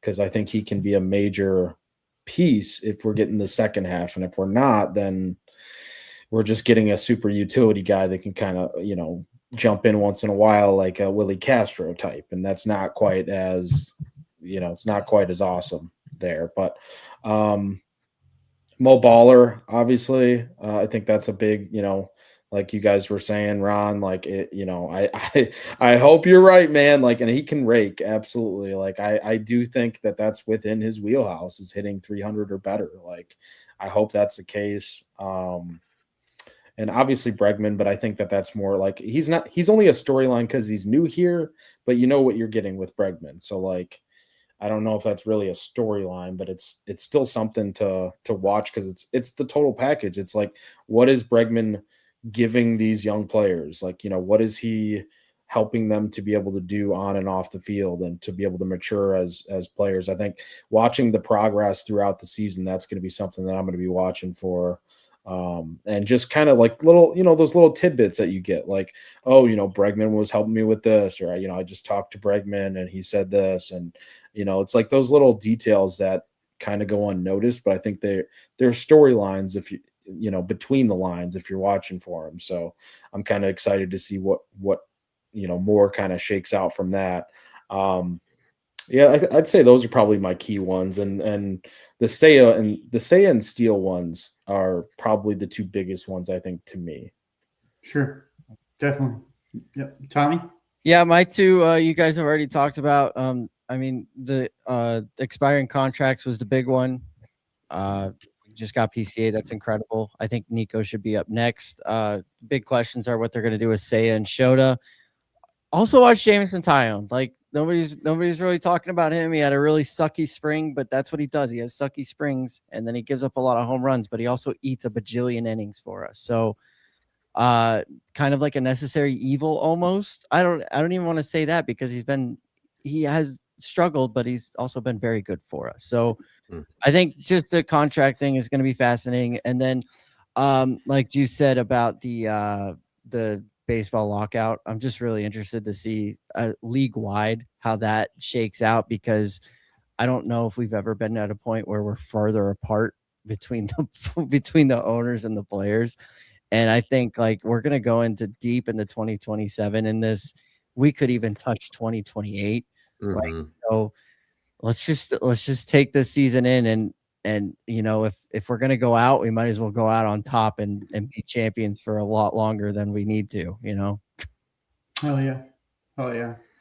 Yeah, I mean, my storylines are a lot like your guys's. Mentioned a good amount of them. Tommy, I'm also curious to see how things go with the lockout, especially the deadline. I want to see how things look at the deadline, and if teams kind of act a little bit differently, and how that all plays out. Right field's another one that I'm kind of interested in to watch. If Mo Baller does struggle, do they take Seiya and make him DH, and then maybe they do bring up Alcantara, something like that. So that would be interesting to see as well. And then just overall the consistency, because I felt like a lot of times last year they would be really hot the offense and then really cold. And just to see if they're consistent this year and just staying, on the path that they need to. So that's just what I'm watching.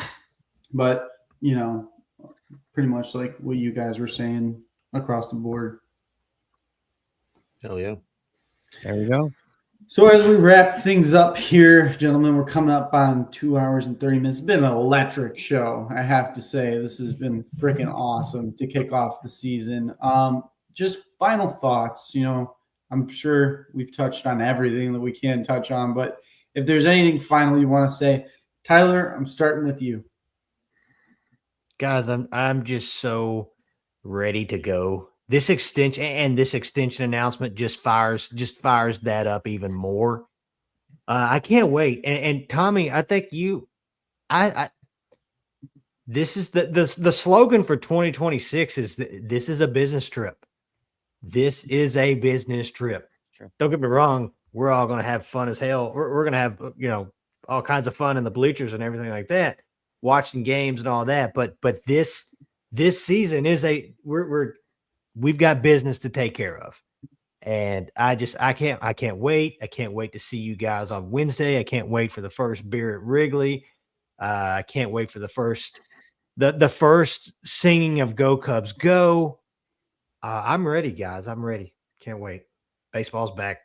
It is back. Oh yeah. Ron. I echo Tyler. I cannot wait for Wednesday and Thursday of this week. It's going to be absolutely electric. I depart you guys with a note from Mr. Boob Nightingale. He says, Pico Armstrong, who bet on himself when he rejected the Cubs extension offer a year ago, watches his patience pay off as he and the Cubs close in on a $100 million plus contract extension. No shit, Bob. He says, however, that he'll be the second highest paid Cub behind only Alex Bregman. So we'll see if that's true or not. But I think that's a fascinating note, especially when you consider that Dansby got $177 million. Okay. Yeah. So we'll see what happens. 200. So we'll see what happens there. And also on the note of PCA, I saw a highlight from his inside the park home run in Miami. Is it weird that I kind of miss him wearing 52?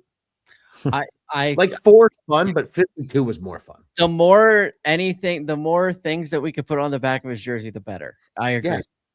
It looked great. It looked ridiculous, but that's why it was awesome. So I digress, but baseball's here, man. This was a blast and can't wait for what's to come. Joey. Well, let's have a season, boys. Let's have a season. You know what? I wasn't as excited getting on here tonight. But you guys brought it from a 6 out of 10 to, I'd say the hype level is probably like, let's go 8 out of 10. And I know opening day, it's going to be 10, if not 11 out of 10. So, I mean, I'm ready to go, man. Being in the bleachers, it's something else. Opening day, we've made this a tradition now the last few years, and getting to hang out with you guys out there. And I kind of want to knock on wood one more time, but we got a pretty good record out there. So we sure do. Let's keep that going. So I do think that we got a lot to celebrate because we haven't seen each other in a while. We didn't do CubsCon this year. There's a lot of things to be excited for come opening day, and it's just a kickoff of the season. The grind starts, man. 162 games, like it's no joke. And doing these shows, and I mean, like I remember trying to do it pretty much on the nightly or daily, and trying to figure out that whole schedule, and that was like, wow. I respect everybody that does do that on a nightly, daily basis. That's out there doing that, but. I do think, if you're watching this show, and shout out to Nolan Tucker too, I saw in the comments, appreciate you coming in. It's the first time I'm sure he's watched this. I met him in Milwaukee at a work conference, no less, just a week ago, and talked to him today, and come to find out he's a Cubs fan. And I was like, hey, I'm doing a show later. Tune in. So, it's just cool to get to interact with you guys a little bit more again. You guys in the comments, like the Scotts of the world, the Carter Hawkins, like all you guys that make this what it is on a yearly basis. It's cool. Juice, we got to get you back on here for a little bit too, of course. That'd be awesome to have.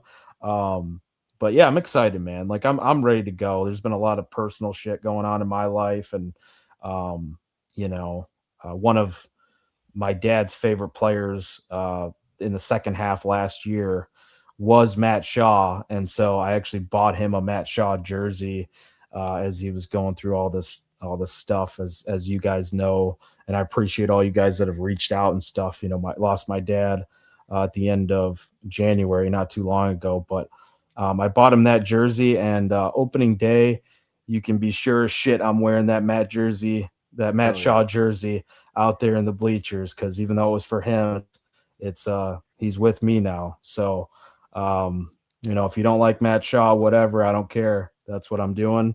And yeah, man, let's have an awesome season. We're gonna have an awesome day on Thursday. Hell yeah. Oh yeah, man. That's awesome. Well said, brother. For me, I'm pumped to be here, pumped to be with you guys, pumped to be on the team.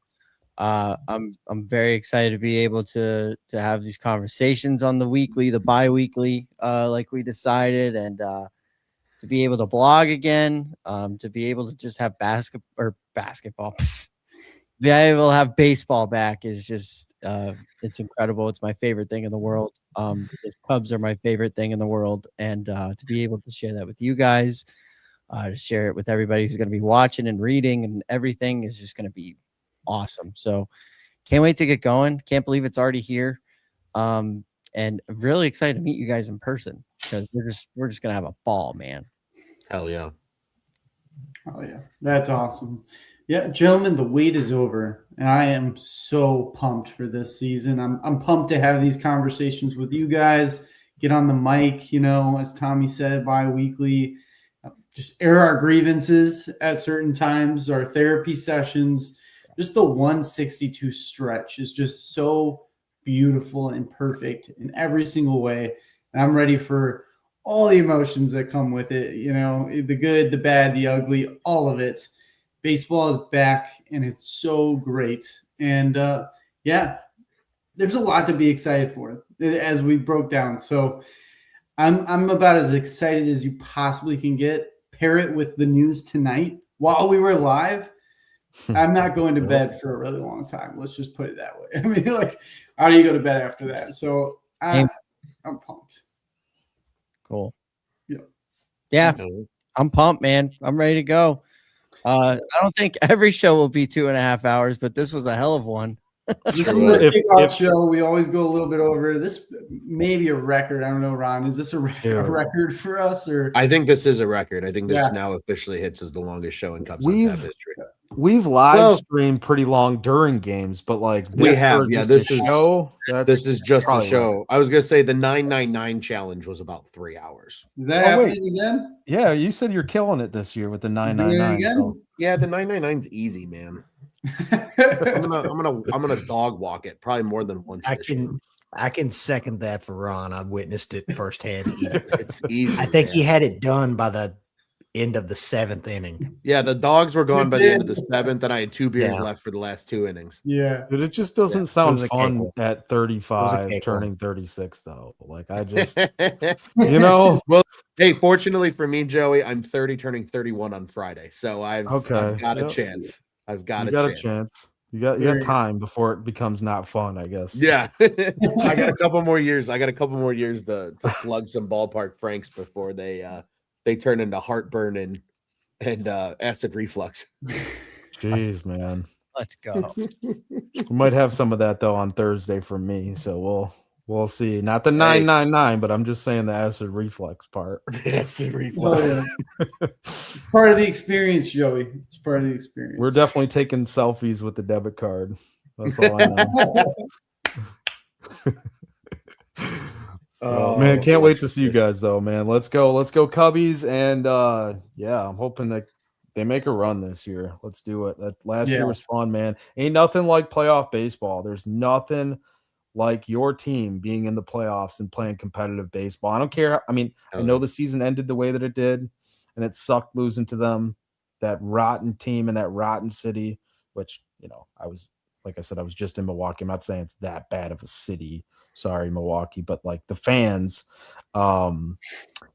yeah, it sucked. But seeing them get burnt out immediately after that, like Seeing just having them your get team burnt there. out, and then seeing the Packers lose, seeing Wisconsin lose, like they're paying for it. We're They okay. paid for it. Yeah, we're good. And you know, it's just, but just having that excitement again. Like, how long were we waiting for this excitement? Like, it was so much needed. Like, I can't, you know, like stressing every pitch. You know, playoff time is just different. You're stressing it's like opening day, except on steroids. And you know, I'm ready for that on Thursday. I am. You know, you guys talked me into it. You didn't really have to try too hard, but you did a really good job of getting me excited and reinvigorated here. Let's go. Nice. Let's go. Nice. Well, I want to thank everyone for joining us tonight. This was absolutely awesome. It was great to have the comment section just popping off like it was, and having all of you join us. And I hope you join us all throughout the season, and feel free to communicate with us, tweet at us, join our YouTube streams, yell at us, predict anything you want. Just interact with us. And if you see the gentleman out the ballpark, you know, say hi as well. But I want to tell you where you can go to find all of our coverage, because we have more than just Cubs coverage. Go to ontapsportsnet.com. We have good Bears coverage over there. The boys wrapped up a fantastic Bears season. We have amazing Blackhawks coverage over there as well. Bulls, you have friends. We have friends. We have family members that are White Sox fans, and they are ramping up as well. They have coverage over there. If that kind of thing suits you, go check them out as well over there. But yeah, we got plenty of coverage for all of your needs. You go check us out at ontapsportsnet.com. Gentlemen, this has been a fun show. I'm super excited. We all know that we're all excited. What do you say we get out of here the only way that we know how here at Cubs on Tap? You know, we've talked about playoffs so much. Let me tell you, somebody who doesn't talk about playoffs right now is St. Louis fans. They I just saw on Facebook that they're already eliminated from playoff contention. They could use a lockout like today. You guys are the doormat to my feet and the toilet paper to my butthole. And it's just another reason all season long we're going to be saying F the Cardinals. And let's go go Cubbies, baby. Let's go, Cubbies. Hey, Tyler, Go, by the way, I Cubs. need that sweater, dude. That sweater is sick. Is that really how we end it every time? Is